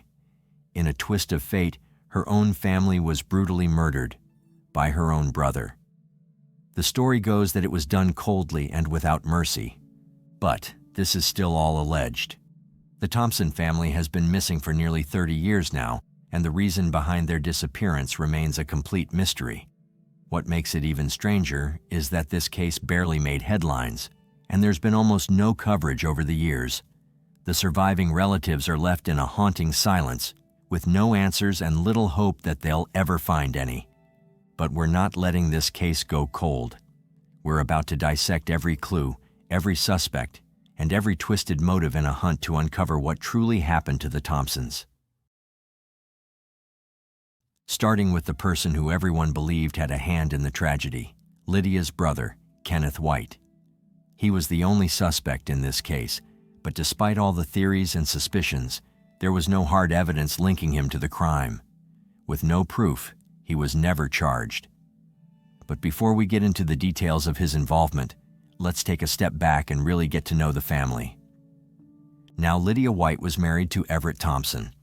In 1996, Everett was 40 years old, while Lydia was 43. Together, they had 2 young sons, Everett Jr., who was 11, and Andrew, who was 8. The Thompson family lived in the Chatham neighborhood on the south side of Chicago, Illinois. It was a close-knit, working-class area where everyone seemed to know each other. Everett and Lydia had been married for quite some time. They got married in 1982 after Everett moved to Chicago to work at one of the nearby steel mills. Originally from Philadelphia, Everett kept in touch with his parents back home, even after settling in Chicago. As you can see, he was a family man through and through. In a bold move, Everett and Lydia decided to open their own restaurant, Eat & Co., which was named after Everett's initials, EAT. Everett was the head cook, and cooking wasn't just a job for him. It was his passion. He loved being in the kitchen, experimenting with new dishes, and bringing people together through food. Lydia, on the other hand, inherited the family home in Chatham after her parents passed away. She owned 1/3 of the property, sharing it with her 2 siblings, Kenneth and Phyllis. This home, full of memories, had been in the family for years, and everything seemed to be falling into place for the Thompsons. They were a hard-working family, chasing their dreams together. But then, in February of 1996, just a few months before the Thompson family disappeared, Lydia's brother Kenneth was released from prison. He had served time for a range of crimes, including sexual assault and kidnapping. After his release, he decided to move in with Lydia and her family at the house their parents had left to them. Remember, the house was shared between Lydia, her siblings Phyllis, and Kenneth, so things quickly got tense. Kenneth felt like the house was his by right and was upset that he had to share it with Lydia and her family. Meanwhile, Everett's side of the family saw Kenneth as a freeloading guest who was overstaying his welcome. The tension was thick, and soon, constant arguments started breaking out. The arguments were so intense that things started to spiral out of control. It got so bad that Kenneth allegedly chased Lydia around the house with an axe. And it wasn't just empty threats. In fact, on July 3, 1996, Lydia was desperate enough to call the police. She told them that her brother was after her with an axe, threatening her life. It was a scary situation, and you can imagine how terrifying it must have been for Lydia. However, when the police arrived, they found the situation had calmed down. According to the police, it wasn't as chaotic as it had been when Lydia made the call. Despite the severity of the threat, no arrests were made. The police did a quick sweep of the house, but everything seemed in order. Nothing was broken, no visible signs of damage, and no immediate danger seemed present. So they left, thinking it was just a family dispute that would blow over. Now, if you were thinking clearly, this would have been a huge red flag. Even without considering Kenneth's past, which included serious crimes that had landed him in prison before, this was a major warning sign. But since Kenneth was Lydia's brother, she probably didn't want to believe that he could truly be a threat. She probably thought, he's family. He wouldn't really hurt me. But little did she know, Kenneth's mind was much more twisted than she realized. Just 2 days later, on July 5, 1996, things took another turn for the worse. Everett was at work, running his restaurant, Eat & Co. He was chatting on the phone with his father, Herman Thompson, who was asking when the family would be taking a vacation to visit him. Herman, who lived in Philadelphia, was eager to see his grandkids and wanted to know when Everett would bring the family out. Everett promised his dad that they'd visit as soon as he could take some time off work. It was a normal conversation, filled with the usual family chatter. But then, right in the middle of that phone call, Everett got another call, this time from Lydia. When he picked up, he could immediately tell something was wrong. Lydia was frantic, her voice shaking as she explained what was happening at home. And according to her, Kenneth was at it again. He was chasing her around with an axe, just like before. What's even more terrifying is that she was at home alone with the 2 boys. According to Herman, as soon as he hears what's happening, Everett immediately jumps back on the phone and says, "I gotta go home right away, Dad. Lydia's brother is chasing her around the house with an axe. She's locked herself in the bedroom and called me to come home." By the way, I post true crime and new cases here every day. So if that sounds like your kind of thing, please consider subscribing. It helps a lot. Going back to the story, Everett hangs up with his dad and tells the restaurant manager that he has to leave to go home. Employees at the restaurant see Everett rush out, jumping into the family van, and that's the last time anyone sees or hears from him. But here's where things get really strange. About 2 hours after Everett leaves, Kenneth shows up at the restaurant driving the family van. He walks in and tells the manager that Everett had been arrested after a car accident. The manager notices something odd, though. Kenneth is wearing white shoes, and there's something strange on them, like stains. It's a detail that will haunt the case later. Over the next several days, Herman repeatedly tries to get in touch with his son. He calls the family home, he calls the restaurant, but nobody has heard from Everett, Lydia, or the kids. It's like they've just vanished into thin air. Herman grows increasingly worried and frustrated, but no one can tell him where his son or the rest of the family is. Finally, on July 17, 1996, 12 days after that frantic phone call with Everett, Herman calls the Chicago police. And when the police arrived at the Thompson family home, the only person they found was Kenneth. He was the one to tell them that the family had gone on vacation either to Pennsylvania or Minnesota. According to Kenneth, they drove the family van there, which coincidentally was also missing. At first, the police didn't question his story too much. They took him at his word and left, assuming everything was fine. But things didn't stay fine for long. As the days went on, Kenneth's story kept changing. He first told people that the family had driven to Philadelphia. Then he switched it up and said they had caught a bus to Minnesota. Later, he even told some folks that the family had flown to Hawaii. The inconsistencies were piling up, and it was becoming harder to ignore that something wasn't right. Now, here's the part that really raises eyebrows. The police never seemed to make the connection, or at least they didn't act on it. As you can remember, just a few days before all this, Lydia had called the cops in a panic, claiming that Kenneth had chased her around the house with an axe. Now, just a few days later, the family is missing, and Kenneth's story keeps shifting. It's a huge red flag, but the police didn't seem to be connecting the dots. They didn't even seem to be suspicious of Kenneth, which is baffling. Things get even stranger when, at some point, Kenneth is pulled over while driving the very same family van he had claimed was with the rest of the family on vacation. This totally contradicted his previous claims that the family had driven or flown to different locations. It should have been a huge warning sign, yet the police still didn't put two and two together. Meanwhile, back in Philadelphia, Everett's parents, Herman and Erling Thompson, were getting more and more worried. They couldn't shake the feeling that something terrible had happened. They kept trying to reach their son, but they couldn't get in touch with him. So in late July of 1996, they made the decision to drive to Chicago and search for their son and his family themselves. Their first stop was the restaurant where Everett had worked, Eat & Co. They spoke with the employees and learned that Everett had never returned after that frantic phone call from Lydia. The manager also told them about Kenneth showing up at the restaurant in the family van and about the blood on his shoes. That was the moment the alarm bells went off. Herman and Erling were no longer just worried, they were scared. They immediately called the police, urging them to investigate Kenneth further. This was the moment when the police began to dig deeper and uncovered that there was no record of an automobile accident or any arrest involving Everett, which Kenneth had previously claimed. As the investigation continued, the police also learned that Kenneth had sold the family van to a scrapyard where it was immediately crushed. This meant that any potential evidence the vehicle might have held was lost forever. But the drama didn't stop there.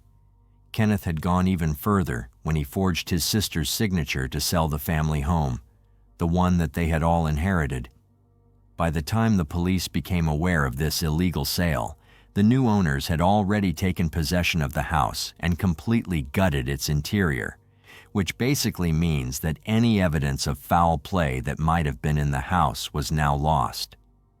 However, the investigation took a bizarre turn when the inspector's notes from before the house sale went through revealed something unsettling. The notes said that the kitchen floor had been completely ripped out, and even more strangely, both the bathtub and toilet had been painted red.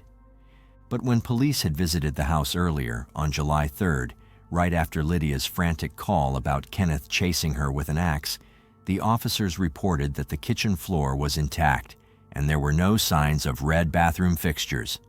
This meant that all of the changes, like the ripped floor and the red bathroom fixtures, had been made after July 3rd, and likely after the Thompsons had gone missing.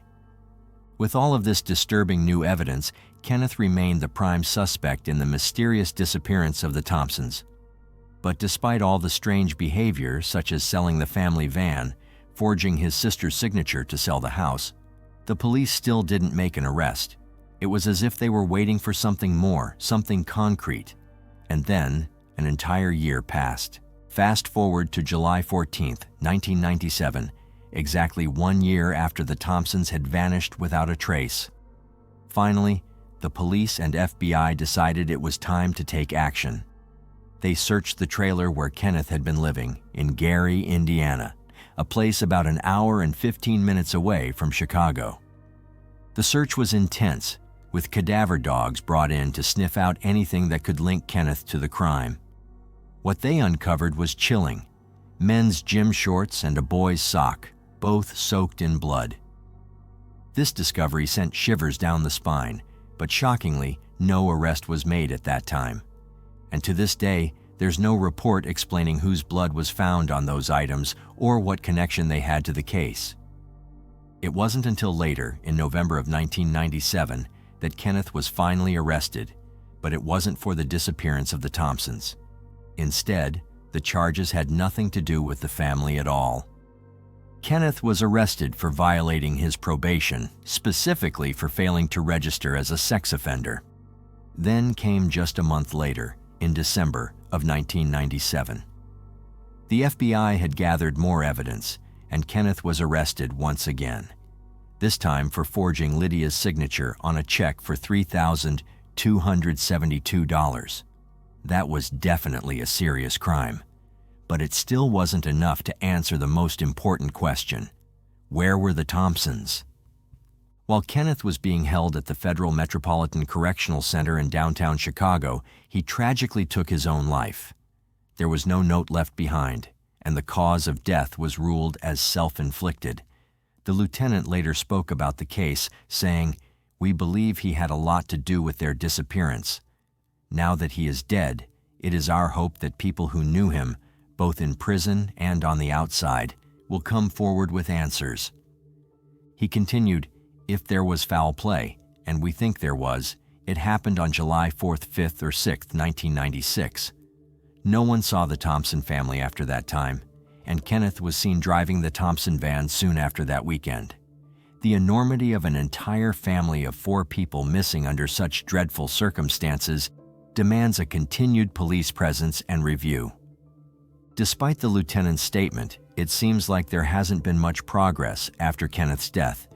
No major updates from the Chicago police or the FBI have been reported, and it doesn't appear that further searches have been conducted to recover the bodies of the Thompson family. What's particularly telling is that none of the Thompsons' social security numbers have been used since they disappeared.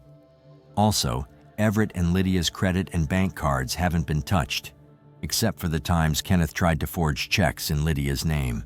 The whole situation surrounding the disappearance of the Thompson family is absolutely mind-blowing. It's shocking how little information has been released, especially given the gravity of the case. When the family first went missing, you'd expect a huge media frenzy, national attention, and all sorts of investigations to unfold. But that's not what happened. The case completely flew under the radar, and it wasn't until after Kenneth's death that people started revisiting the case. Looking back, there was no major search or even a widespread effort to find them. No team of investigators scouring the area, just radio silence. As if that wasn't strange enough, an unnamed police officer later reported that after all the family members had gone missing and Kenneth had committed self-harm, it seemed that the Thompsons, except for Everett, might have used an underground structure to escape from Kenneth. According to this report, the family had fled because they were terrified of Kenneth, who had allegedly been threatening them with an axe. The theory is that they hid out underground to avoid further harm. Now, this adds a whole new layer to the mystery. Neighbors reported seeing Everett return to the house several times during the next 12 days after the family's disappearance. He came back at strange hours, and his behavior was reportedly odd. One elderly neighbor, a woman named Marie, even spoke to him one night. He allegedly told her that he was searching for his family in the bunker under the house. Marie, thinking he was simply suffering from the grief of losing his loved ones, didn't think much of it at the time. It wasn't until late in 1997 that she finally spoke out, revealing what she'd heard to a journalist and at least 2 police officers. Other neighbors also reported seeing Everett bringing things in and out of the house at strange hours, further adding to the mystery. However, there doesn't seem to be any solid evidence to back up these claims, and no one else has been able to confirm the story. What makes things even more eerie is that the underground structure, the one supposedly used by the family to hide, has not been fully mapped or searched. As of now, it remains an unexplored part of the case. There's also a theory that there's no doubt Kenneth killed the entire family. He had nearly 2 weeks to get rid of the bodies, which some people believe he may have done in a horrific way. One theory is that he dismembered them in the bathtub, especially since the bathtub was later found painted red, which could have been an attempt to hide evidence of what happened. The theory continues, speculating that Kenneth might have thrown the body parts into nearby lakes, fed them to alligators, or even dumped them in old wells. With the kind of disturbing behavior Kenneth displayed, it's not too far-fetched to think he might have gone to extreme lengths to destroy any evidence. Some even wonder if he could have been twisted enough to eat the body parts, a thought that's hard to shake off once you consider his apparent lack of remorse. The fact that he took his own life only adds to the suspicion. His death seems like a reflection of the guilt he carried, though it also leaves the case with more unanswered questions than ever. Unfortunately, with everything that's happened, it seems highly unlikely that any remains will ever be found. The search for answers might just end here, with the gruesome possibility that those answers are buried forever, lost in a trail of blood and secrets that Kenneth took to his grave. But what do you think? Do you believe Kenneth was responsible for the family's disappearance and that his death was driven by guilt? Drop your thoughts in the comments below.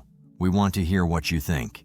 If you like the way we create these videos and you want to help bring more cases like this to light, hit that like button and subscribe for more deep dives. Thank you once again for watching.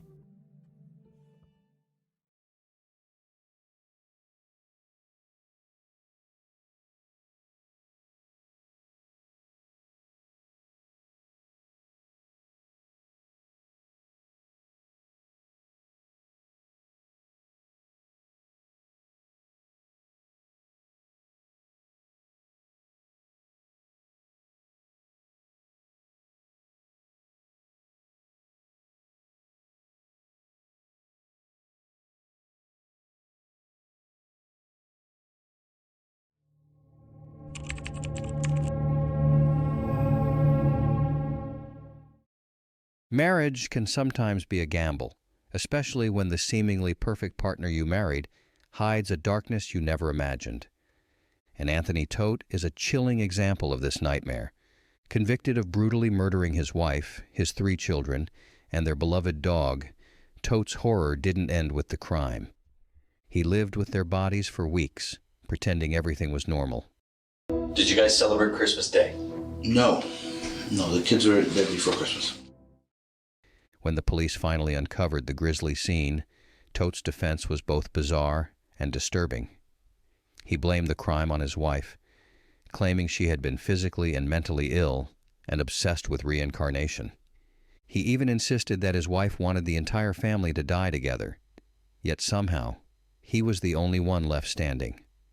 All that's left for us is to question why and what truly happened. This case is not only one of the most high-profile, but also one of the most bone-chilling tragedies ever. So, today we'll take you through the details of this horrific family murder. Today's video is sponsored by Aura, and it's a really important time to be talking about them because hackers may have stolen the Social Security numbers of every American. Over 2.9 billion records were stolen from National Public Data, which offers personal information to employers, private investigators, staffing agencies, and others doing background checks.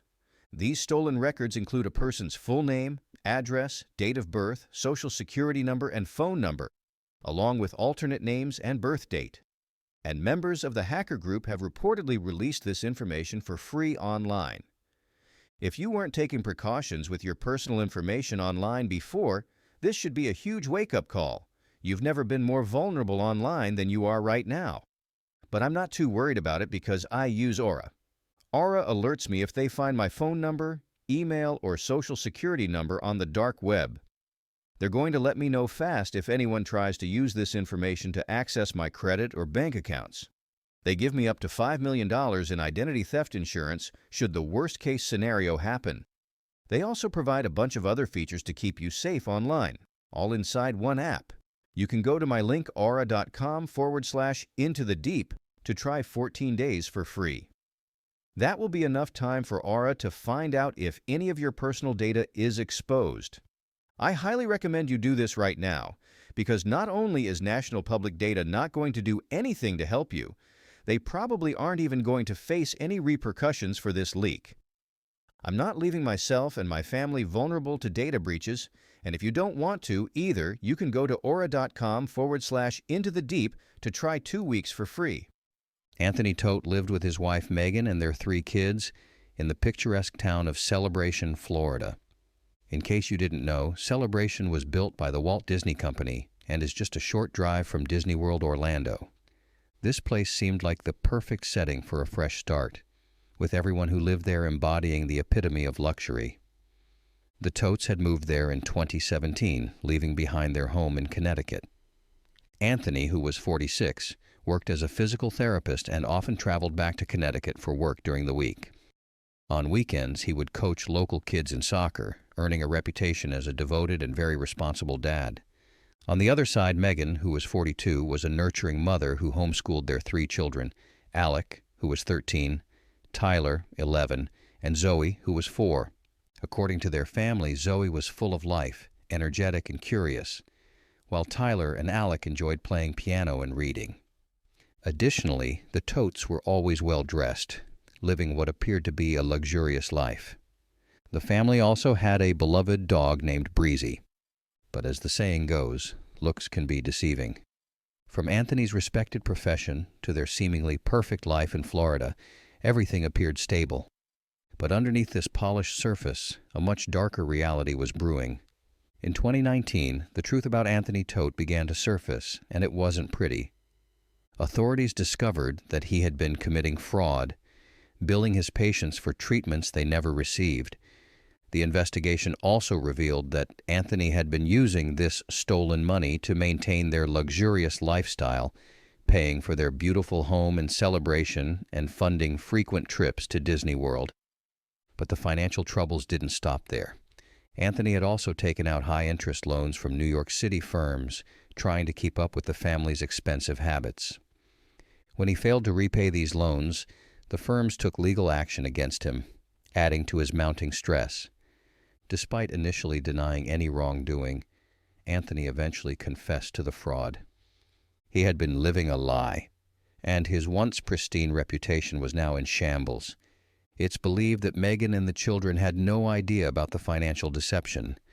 They were not involved in Anthony's work, and he had kept them in the dark about the mounting debt. To the outside world, they appeared to be a happy, affluent family, but Anthony was crumbling under the weight of his secrets. By the time everything came to light, Anthony owed a staggering $200,000, and the pressure to keep up appearances was taking a toll on his mental health. Remarkably, despite these fraud charges, Anthony wasn't immediately arrested. He was allowed to return home to his family in Celebration. But things only got worse. The family was struggling to pay rent on their rental home, and soon an eviction notice appeared on their door. Anthony's mind began to go crazy under the pressure. The weight of his financial burdens, combined with the fear of his family discovering the truth, pushed him to the brink of desperation. So, in November 2019, Anthony came up with a plan to buy himself some time. He told Megan's family that they were going on a holiday and wouldn't be in touch for a while. At first, no one thought much of it. The Todts often traveled, and it wasn't unusual for them to be out of contact for a short period. But as the weeks passed, Megan's family began to worry. By mid-December, the silence became unbearable. Megan hadn't called or messaged anyone, not even on Christmas, a day she usually cherished with her loved ones. Even the neighbors started to notice that something was off. When they saw the eviction notice on the Todt's front door, one neighbor reached out to Megan. The response they received was brief and strange, not at all like the warm and friendly Megan they knew. This only deepened the suspicions. As concern grew, the Todt's extended family began to fear the worst. They contacted the authorities, urging them to perform a wellness check on the home and reserve place.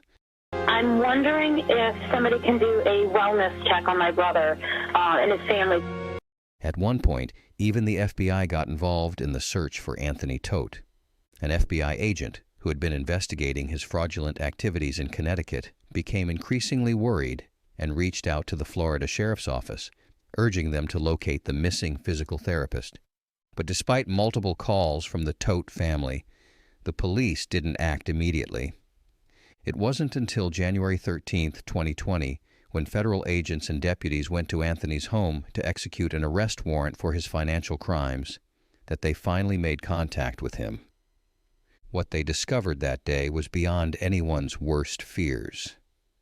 When the police rang the doorbell, Anthony Todt answered, but something was clearly wrong. He was shaking uncontrollably.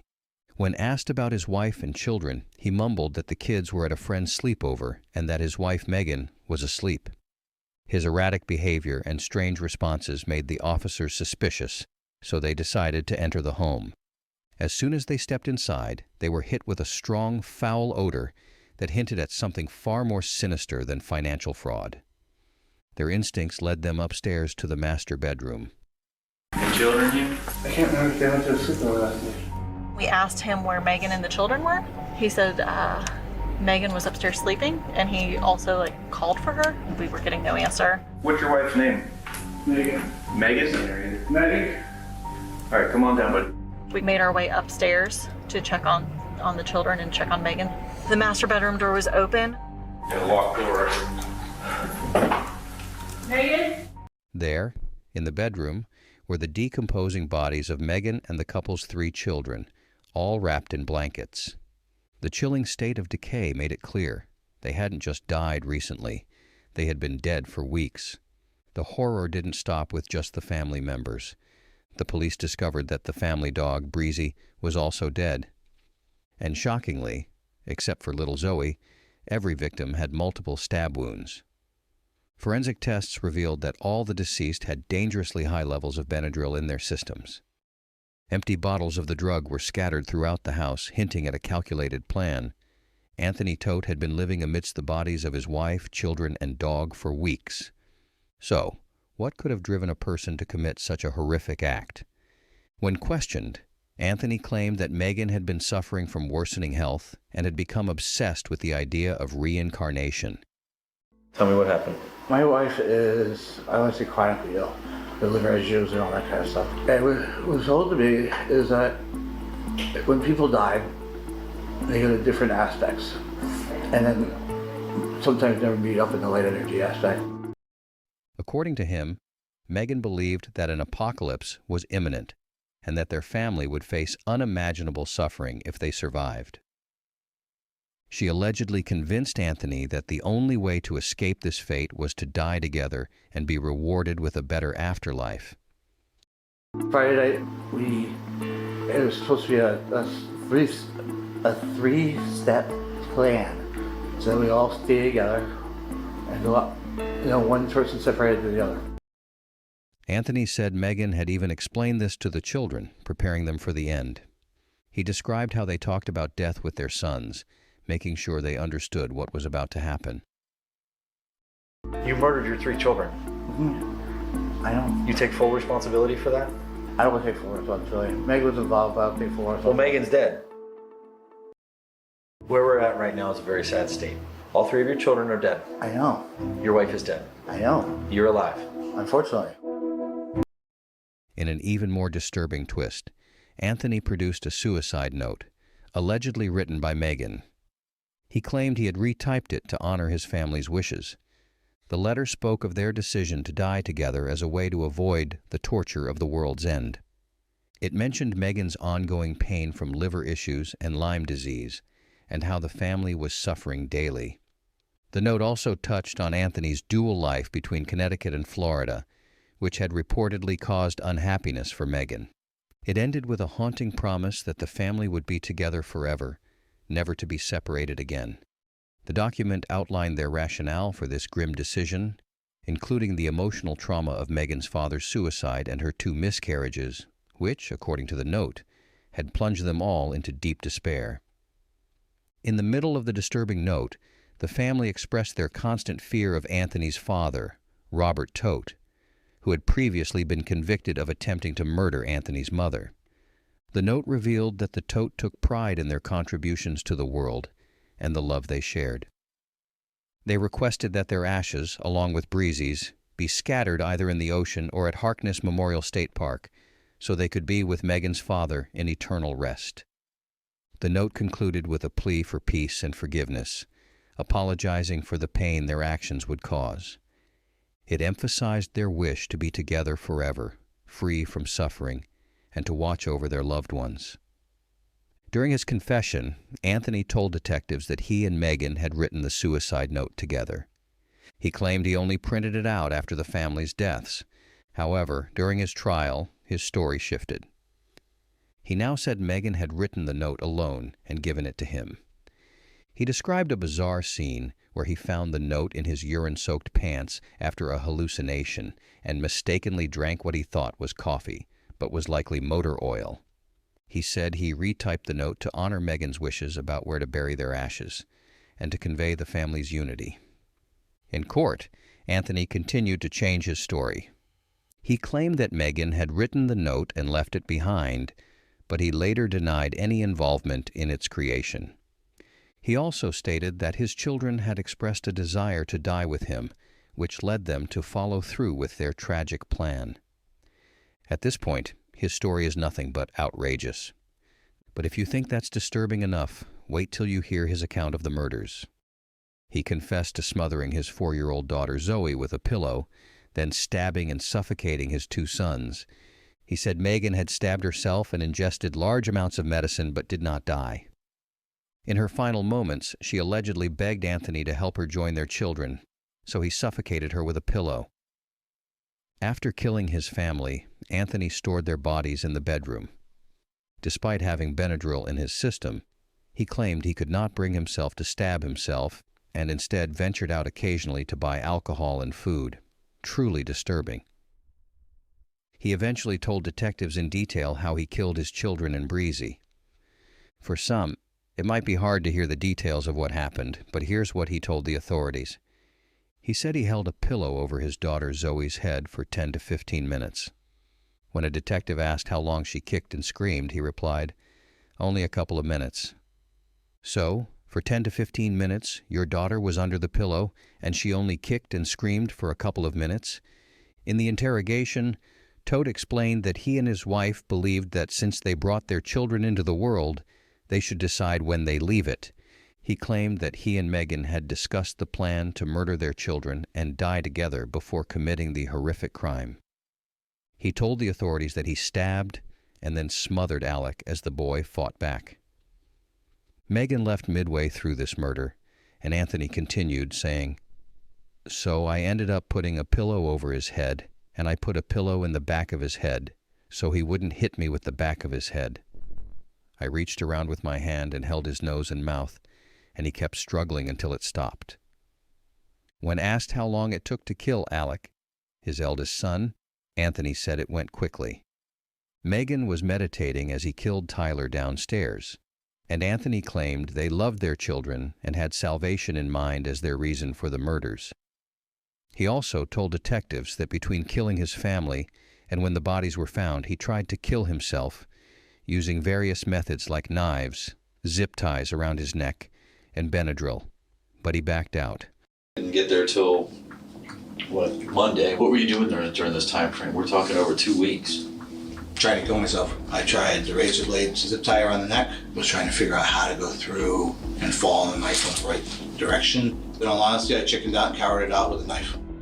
According to the reports presented by the medical examiner, the cause of death for all 4 victims was homicide by unspecified means, with Benadryl toxicity found in all their bodies. And according to the crime scene photos, hunting knives were used to stab the family members. The medical examiner couldn't determine whether the children were suffocated or strangled, but it was concluded that the stab wounds were likely inflicted after death. It was also revealed that only a small amount of Benadryl was used to drug the family, and one of Anthony's sons had tried to fight back during the attack, evident from a visible scratch on Anthony's neck at the time of his arrest, along with blisters and cuts on his hands. Investigators found that his older son was clutching rosary beads when he died. Despite all this evidence, Anthony suddenly changed his story.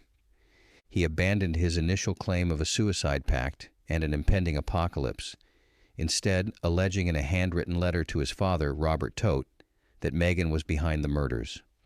According to this new version, Megan had poisoned the children by spiking their pudding with Benadryl before stabbing them.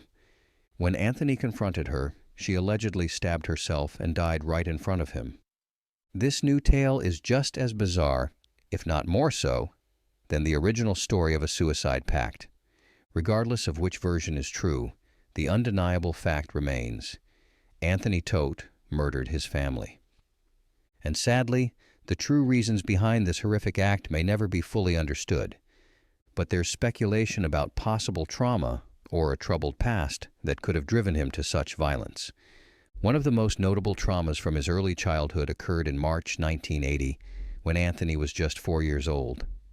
At that time, someone broke into the Todt family home in Pennsylvania and shot his mother.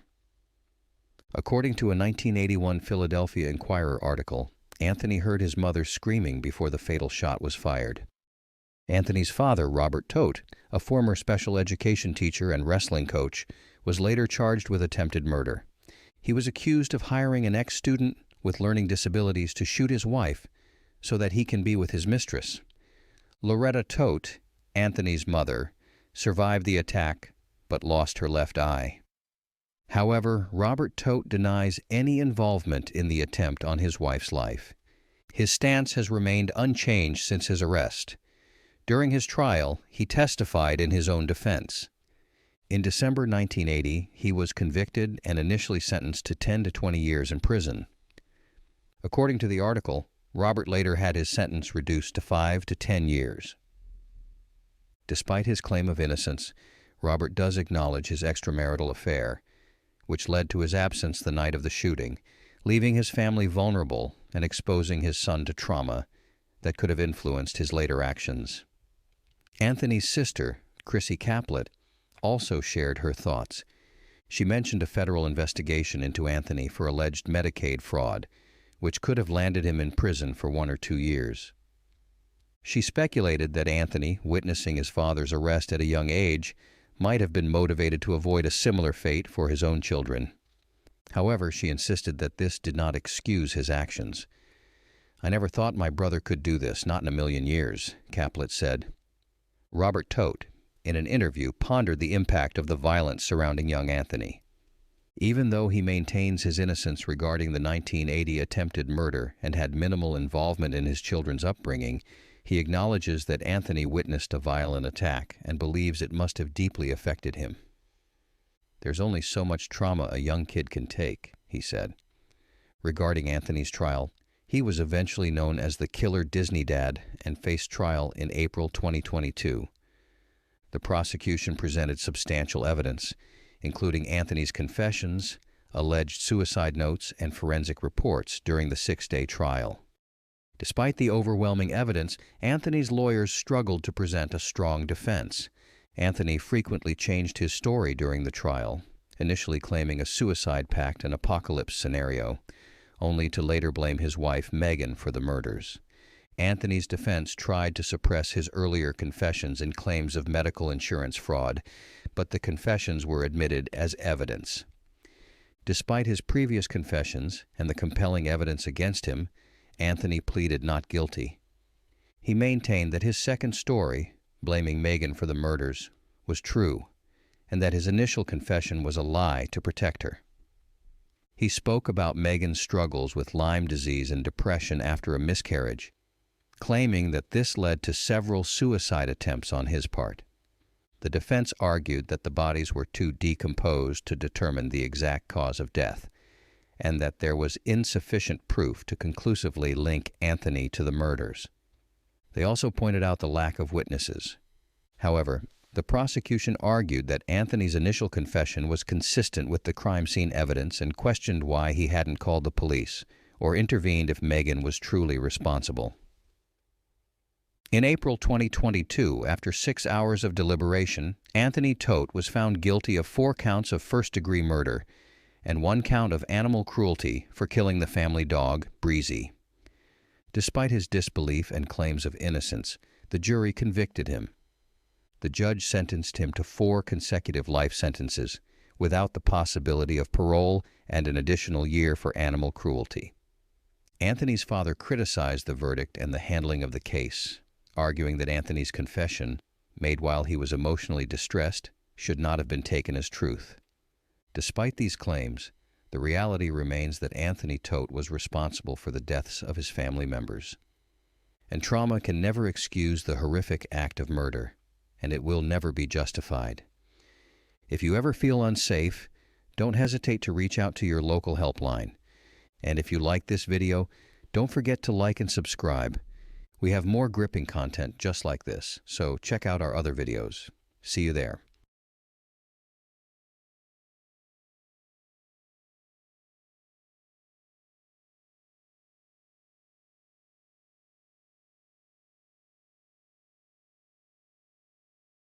Hold on. Don't move. I know. Don't move. I don't want to die. We're going to take care of you, okay? Make me alive. These were the chilling final moments of a 16-year-old, a child who became the third of 4 victims, murdered by the very man she once called her dad. To the outside world, the Kahler family was the epitome of the American dream. Successful, beautiful, and seemingly perfect. Neighbors admired them, friends envied them, and strangers wished for a life like theirs. But behind that polished facade lay a storm of secrets, manipulation, and simmering rage. The cracks in their picture-perfect life grew too wide to hide, and when they finally broke, it wasn't just a family falling apart, it was a tragedy that no one could have imagined. James Craig Kahler, the patriarch, appeared to have it all. With a 6-figure salary and a stable career, he was the provider of a dream life. His wife, Karen, embodied the perfect housewife and supermom, managing the home and supporting their 3 kids, Emily, Lauren, and Sean. From straight-A report cards to local sports stardom, the Kahler kids seemed to thrive under their parents' guidance. They were everything a family was supposed to be, or so it seemed. Let's rewind the clock, and you'll find the story of how this perfect family was built on sacrifices, compromises, and silent struggles. For starters, Karen gave up her dreams of earning an engineering degree to marry Craig and support his ambitions. The couple tied the knot in December 1985 and moved to Colorado, where Craig had landed a promising job. At the time, Karen was still in her 2nd year of college, with several years left to complete her degree. But she couldn't bear the idea of a long-distance relationship, so Karen made a life-changing decision. She left school to focus on her marriage and Craig's career. It was a sacrifice she wholeheartedly embraced, determined to create a happy life together. Their first major milestone came on April 8, 1991, when Karen gave birth to their eldest daughter, Emily. Life seemed picture-perfect. Craig's career continued to flourish, while Karen took on the role of a stay-at-home mom. However, Karen's mother, Pat, noticed how Karen was always putting Craig's needs before her own, even after just having a baby. It seemed off, like Karen wasn't living for herself anymore. In 1992, Craig's career brought another change, a lucrative job opportunity in Greenville, Texas. The family relocated, and in May 1993, they welcomed their second daughter, Lauren. By all appearances, the Kahlers had it all: Craig's professional success, Karen's dedication to her family, and 2 bright, thriving daughters. Emily was the firstborn, and she was a smart kid, a pleaser, wanted to do good, kind of like her mom, creative and smart.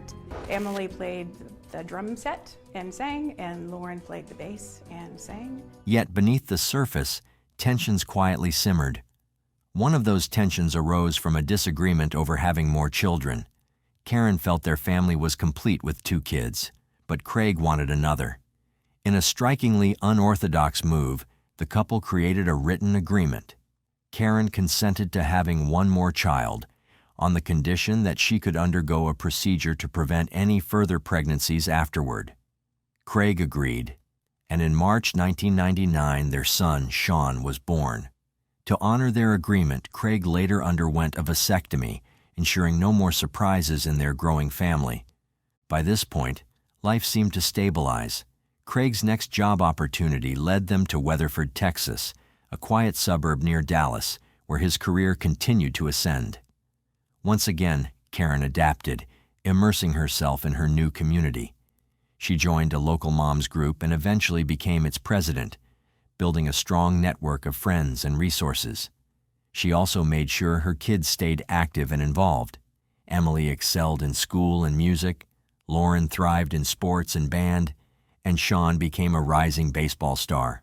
From the outside, it looked like the perfect life. But Craig's obsession with perfection left little room for anything less than flawless.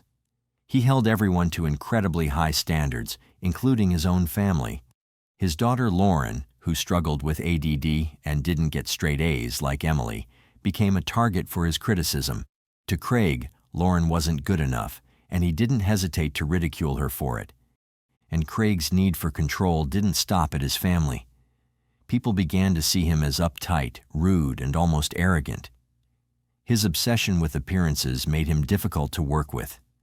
He had little respect for women in leadership roles, even telling others that they didn't belong in those positions. He also gained a reputation for being cheap, borrowing tools for home projects instead of buying them, tagging along to strip clubs with coworkers, and asking them to buy him dances. Despite earning a solid $180,000 a year, Craig kept a tight grip on the family's finances. Karen had a strict weekly allowance, and every time she went shopping, she had to save the receipts. Craig would scrutinize each one when he got home, blowing up in anger if he thought something was unnecessary or too expensive. But it wasn't just about money. Craig's control extended to every aspect of their life, even their sex life.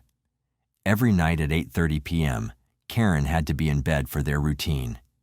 If she took a phone call after 8 p.m., she would whisper to her friends, apologizing and saying she had to go because Craig required her to be in the bedroom at a specific time. If she didn't do what he wanted, bedtime at 9, she would, quote, pay for it. It became such a routine that their kids even knew not to disturb them after 8:30. Even when Karen was sick, she had to comply with Craig's demands. Refusing him was dangerous. His anger would often turn violent, and Karen knew it was easier to just give in. Now, things haven't always been this way. When they first got together, Karen's life wasn't controlled so strictly, but as time went on, Craig's demands grew more extreme. He even suggested bringing a third person, specifically a woman, into their relationship, just to watch Karen and her together. Karen wasn't comfortable with this at all, but she found it difficult to say no. Desperate for some space and something of her own, Karen secretly joined a gym. She'd always enjoyed working out, and it was a way to regain some control over her life. Craig, ever controlling, refused to pay for the membership, so Karen worked odd jobs, like baking cakes, to fund it herself. By January 2006, she had saved enough to join Powerhouse Gym, and she quickly became a regular. Eventually, she even took on a part-time job as a personal trainer. Surprisingly, Craig didn't mind her working at the gym, but he set one condition. She had to be home by the time the kids returned from school. And just like always, Karen excelled at whatever she did. She quickly made friends at the gym and soon developed a habit of complaining about Craig at work. She'd talk about how angry he always was, how nothing she did ever seemed good enough, and how they were constantly fighting. Their fights were so intense that sometimes one of the kids would have to intervene just to break it up. On a bad day, things would get physical, and Karen would end up with bruises to prove it. Everyone at the gym knew about her unhappiness and how she wanted out of the relationship, but Craig's control over her was suffocating. She was nearing her breaking point, and things only seemed to get worse when she met a personal trainer named Sonny. Sonny was calm and understanding, and she helped Karen open up about the darkest parts of her relationship, things she couldn't share with anyone else. Over time, Sonny and Karen became more than friends. The two grew romantically and sexually intimate. There's some speculation about how this happened. Some believe that Craig encouraged it after he had previously asked Karen to bring a third person into their relationship, while others think Karen and Sonny had already started an affair before Craig even knew about it. Regardless of how it began, their relationship evolved into a threesome. Craig even sent Sonny flirty texts, bought flowers for both women, and encouraged them to take weekend getaways. However, later on, he denied pushing the two together. While Karen and Sonny's relationship was out in the open, Craig told a different story. He claimed that Karen was ruining their marriage, and the biggest issue was that his carefully curated image of the perfect family was an opportunity to regain control. He was offered a job in Columbia, Missouri, that paid more than his current position, and it would separate Karen from Sonny. He accepted the job offer immediately. Karen, however, was devastated. She didn't want to leave Sonny but also had roots in Weatherford. Her kids were involved in school activities, the girls were in a band, Sean was playing baseball, and Karen had deep ties to local volunteer groups. Still, as always, Craig's wishes prevailed. He moved to Columbia a few months before Karen, leaving her to wrap things up at home. During this time, Karen and Sonny decided to stay together long distance, though Craig had no idea. He thought it was just a temporary fling, and once he separated them, Karen would return to the obedient wife he expected her to be. When Karen eventually moved to Columbia with the kids, Craig believed everything was back to normal. He even allowed her to enroll in the University of Missouri for a health science degree and continue working as a fitness instructor. However, after her time with Sonny, Karen had experienced a taste of freedom. She wasn't satisfied with just being allowed to go to school or work. She didn't want a life where Craig felt entitled to control her every move. Once Craig realized he was losing control over his wife, Karen, he began to tighten his grip even harder. He started obsessively monitoring her every move, who she talked to, what was in her emails, where she went, and it quickly spiraled into a complete invasion of her privacy. This toxic obsession reached its breaking point in December 2008 during an old friend's New Year's Eve party in Weatherford. Neither Craig nor Karen expected Sonny to be at the party, but when they walked in, there she was, the last person Craig ever wanted to see. To make matters worse, Karen was openly flirty with Sonny. They were laughing, hugging, drinking from the same glass with 2 straws, and even getting cozy in front of everyone. At this point, Craig was furious. His jealousy and rage took over, especially because the relationship between Karen and Sonny was now completely public. In Craig's mind, it was a complete slap in the face, and the disrespect was unbearable. The anger exploded at the party, with Craig screaming at Karen and Karen screaming back. It wasn't just a private argument, it was a spectacle. Their fight became so intense that Craig, humiliated and furious, declared to the entire party that Karen was having an affair. In retaliation, Karen kissed Sonny right in front of everyone. The host, understandably uncomfortable, asked them to leave, but the drama didn't end there. The fight continued outside on the front lawn, and it soon turned physical. Craig, consumed by his anger, shoved Karen, causing her to fall and hit her head on the ground. By the morning, both of them were reeling from the fallout. Karen, despite the chaos, began to have second thoughts about the way she was pushing Craig. She told Sonny that they needed to take a break from their relationship, but Sonny wasn't having it. She told Karen that the problem wasn't with her, but with Craig. Sonny was deeply concerned for Karen's safety, especially after witnessing his violent outbursts. So, in late January 2009, Karen made the brave decision to file for divorce. She didn't leave the house immediately, but she started sleeping in a separate room. She also continued her long-distance relationship with Sonny. Craig, still obsessively controlling, kept monitoring Karen's emails and even went through her things. He found multiple greeting cards from Sonny and used that to track her every move. Each time Karen made plans to meet Sonny, Craig would follow her, trying to sabotage their time together. His jealousy knew no bounds. At work, Craig became increasingly unhinged. He would carry around a photo album, showing it off to coworkers and saying things like, "Isn't this a happy family? Why doesn't Karen want to be a happy family?" His bizarre behavior made everyone uncomfortable, but Craig didn't seem to notice or care. He was too consumed by his need to control Karen's life. The tension reached a boiling point in March 2009, after Craig gave a speech at a city council meeting. Karen, there to support him, was dragged into another heated argument. This time, Craig's anger turned physical. He assaulted Karen, and she called the police. Craig was arrested for third-degree domestic assault. In her statement to the police, Karen described how Craig physically blocked her exit, cornering her against a cabinet, and how his behavior had grown increasingly violent and controlling over time. Despite Craig's denial of the assault, claiming he was only trying to give Karen a hug, the marks on Karen's body told a different story. Craig was arrested and charged.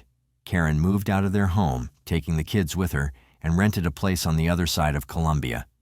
She also withdrew $50,000 from their shared bank account, signaling that she was finally breaking free from Craig's toxic and dangerous control. Now, the arrest of Craig was nothing short of devastating. As a city official, his actions were front-page news, and when his bizarre and unsettling behavior at work came to light, it only made things worse. Eventually, the city issued a public statement saying Craig resigned due to difficult family issues, but the truth was far more complicated. The fact that he had been fired, not by choice, was a blow to his already fragile ego. He couldn't handle the fact that his once perfect reputation was now in tatters. No job, no family, and no control over anything. Craig packed up and left his house, heading back to his parents' farm in Kansas. He hoped that hard work on the farm would help clear his mind, but the distance didn't make things better. If anything, it fueled his obsession with Karen, his ex-wife. Craig couldn't understand why Karen had left him. In his mind, he had been the perfect husband. He had provided everything, and yet she walked away. He refused to accept that his controlling behavior could have pushed her to the brink. At this point, he still stalked her, reading her texts, emails, and even her cards. He couldn't let go, and he blamed Sonny for everything. When Sonny sent Craig a text telling him Karen didn't love him the way he thought, Craig became enraged. He started calling Karen and Sonny names, using homophobic slurs, even though he had been okay with Karen's relationship with Sonny, as long as he could watch and be involved in some twisted way. But what really pushed him over the edge was his daughters turning away from him. They were tired of his controlling ways and wanted to make their own choices. Emily, his oldest daughter, was the first to break away. She picked a college he didn't approve of, showing she wasn't going to live by his rules anymore. To Craig, this felt like a slap in the face. He blamed Karen even more, saying she had brainwashed the girls into going against him. Things only got even worse when one of his daughters posted on Facebook, admitting she was bisexual. Instead of supporting her, Craig saw this as another reason to lash out. He was convinced their mom had influenced this too. Interestingly, he started building a massive case against Karen, collecting over 3,500 pages of so-called evidence for his divorce attorney. This included screenshots of Karen and Sonny's private messages and notes about every time Karen visited Sonny. He even claimed that the two women had sex in front of the kids, but he never showed any proof of this. Craig's behavior became even more bizarre and disturbing. He told his friends about wanting to kill Sonny, but no one took him seriously. It's a common theme in these cases. People ignore the red flags until it's too late. It's also important to note that despite his rage toward Karen and Sonny, Craig was also sleeping with multiple women. His behavior was all over the place, but when it came to his son, Sean, things seemed a bit different. According to Craig, Sean was the one person who hadn't completely turned his back on him. Craig made an effort to spend time with his son, taking him hunting and fishing, trying to stay involved in his life. While he may have been a terrible husband to Karen and a distant, controlling father to his daughters by all accounts, he was still trying to be a decent dad to Sean. It was as if Sean was the last shred of hope for Craig, the one connection that hadn't been completely destroyed. Fast forward to Thanksgiving 2009. While Sean was with Craig, Karen was still trying to keep her family close. She wanted all of her children and her girlfriend Sonny to visit her grandmother Dorothy during the holiday. So, the day after Thanksgiving, Karen went to pick up Sean from Craig's house and take him to Dorothy's. Dorothy, who was 89 years old, lived in a quiet farmhouse in Burlingame, Kansas, a tiny town with less than 1,000 residents. But on Saturday, November 29, 2009, a deputy was wrapping up some paperwork when a call came in about a suspicious vehicle in Burlingame. It was just after 6 p.m. when a neighbor reported that a small truck had been speeding through the area. They watched as the driver pulled up, got out of the truck, and started walking down the road. A few moments later, the man came back carrying a large object they couldn't identify. Fearing that it may have been a robbery, the neighbors grabbed a flashlight and went outside to confront him. But before they could get close, the man placed the object in the back seat of the truck, climbed in, and sped off. The neighbors quickly called the sheriff's office, and the deputy set out to investigate. But just minutes later, another call came in, one that would lead to a much darker discovery.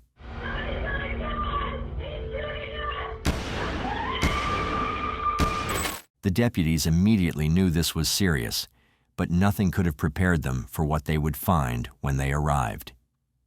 As they entered Dorothy's home, the first person they found was Dorothy herself. She was bleeding heavily on the kitchen floor, having been shot several times. She was still alive, but barely. They rushed to the next room, where Karen was found in the dining area. She had been shot twice and was already dead. In the lounge, they discovered 18-year-old Emily lying behind the couch. She, too, had been shot twice. The second shot likely paralyzed her instantly, and she had died. Then the deputy heard a faint voice calling for help from upstairs. It was Lauren. 16-year-old Lauren was still alive, but her injuries were severe. Like Dorothy, she had been shot multiple times and was barely holding on. As she was taken away, Lauren whispered the name Craig. When asked who that was, she weakly replied, "My dad." Hold on. Don't move. Here. I know. Don't move. I don't want to die. We're going to take care of you, okay? Make me alive. And it didn't take long before Lauren, too, succumbed to her injuries and died. Dorothy, who had been fighting for her life with everything she had, followed soon after. That left us with the only surviving member of the family, Sean, an unwilling witness to this senseless bloodshed. According to his account, he and Karen had been sitting together, cleaning some old coins when the nightmare began. Without warning, Craig burst through the back door, rifle in hand, and opened fire on Karen. In the chaos, Sean ran for his life, desperate to escape. He scrambled for Karen's phone to call for help, but before he could, more gunshots echoed through the house. Terrified, he knew he had to get out, and so he fled, running for the neighbor next door. Understandably, a search warrant was issued immediately for Craig, and it didn't take long for the authorities to locate his car, abandoned in the middle of nowhere, eerily out of place. Inside, the officers found a chilling scene: a stash of more ammunition, unopened bottles of anxiety medication, and a backpack packed with the essentials such as soap, toilet paper, and canned food. as if he had been preparing for something. But Craig himself was nowhere to be found. Hours later, though, he was spotted wandering aimlessly down a deserted road, disheveled and looking lost. When he saw the officers approach, he didn't try to run. Instead, he muttered, "I'm the guy you're looking for," and was arrested without a struggle. Craig's defense team argued that his mental health issues, including depression and multiple personality disorders, pushed him to the brink. They claimed he had snapped, unable to control his actions. However, the prosecution painted a much darker picture, one of a man whose actions were chillingly premeditated. To back up their claims, they presented a crucial piece of evidence. Craig's expert psychiatrist testified that while he did suffer from depression, he still had the clear ability to plan the murders. The fact that he spared Sean's life was a key detail, demonstrating that his actions were calculated, not impulsive. 2 years after the murders, the final trial began. Sean, now 12, showed extraordinary bravery as he took the stand to recount the horrifying events. With striking clarity, he described the moment he witnessed his father shoot his mother and the chaos that followed. His testimony left no doubt. Craig's actions weren't a spur-of-the-moment lapse in judgment, but the culmination of months of simmering rage and calculated intent. Sonny also took the stand, shedding light on the abusive relationship between Karen and Craig. She recounted her attempts to protect Karen from Craig's volatile behavior, revealing that he initially appeared unfazed when she and Karen began their relationship. However, his demeanor shifted drastically, becoming hostile only after Karen decided to leave him. However, Sonny also admitted that her testimony was based on memory and what she had heard from Karen without physical evidence to back it up. After just 2 hours of deliberation, the jury reached a unanimous verdict. Craig was guilty of capital murder. His plea of insanity was rejected, leaving him to face the harshest punishments, either the death penalty or life without parole. Kahler showed no emotion today as he heard his fate. The execution sentence comes as retribution for the shooting deaths of 4 family members. Court at this time sentences the defendant for the crime of capital murder to death. James Craig Kahler opted not to speak on his own behalf and even asked if he could leave the room to avoid hearing the victim impact statements. Chief Judge Philip Fromm ordered him to stay. I loved Grandma White, Karen, Emily, and Lauren very much, and will miss them until the end of my days. For many in the courtroom, justice had been served, but for Sean, the outcome was far from a relief. Sean, now 12 years old, had already endured unimaginable loss. He stood in court, his voice steady yet filled with emotion, and said, "I do not want my dad to receive the death penalty because it would be hard on my grandparents. I do not want my whole family gone."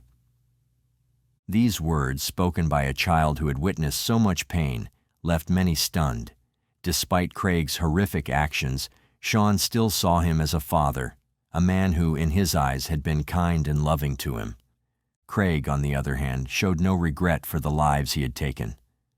After his sentencing, he began writing letters to various people, including the lead prosecutor. These weren't apologies. Instead, Craig claimed he felt relieved by what he had done, insisting that he had freed Sean from what he called a toxic environment. Craig's legal team quickly filed an appeal to the Kansas Supreme Court.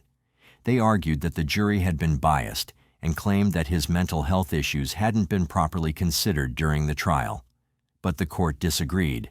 One judge stated that Kansas law doesn't exonerate someone just because they're mentally ill, and another pointed out that Craig's mental health had been considered during sentencing. It just didn't excuse what he had done. In the end, Craig's appeal was denied. His options for further legal action grew slim, leaving him to face the consequences of his choices. As of now, he remains on death row, a stark reminder of the heinous crimes he committed. Justice may have been served, but it's hard to say if that truly balances the scale for the lives lost. We can only hope he spends his remaining days haunted by his actions, paying for the devastation he caused. As for Sean, his story is one of incredible resilience, Despite the trauma and struggles he endured, he managed to rise above it all. He graduated high school and now works in Kansas, a living testament to strength and perseverance in the face of unimaginable tragedy. His journey inspires hope, proving that even in the darkest times, there's a way forward. But what about this case sticks with you? Do you think this tragedy could have been prevented with the right intervention or support? Share your thoughts in the comments below. Let's discuss.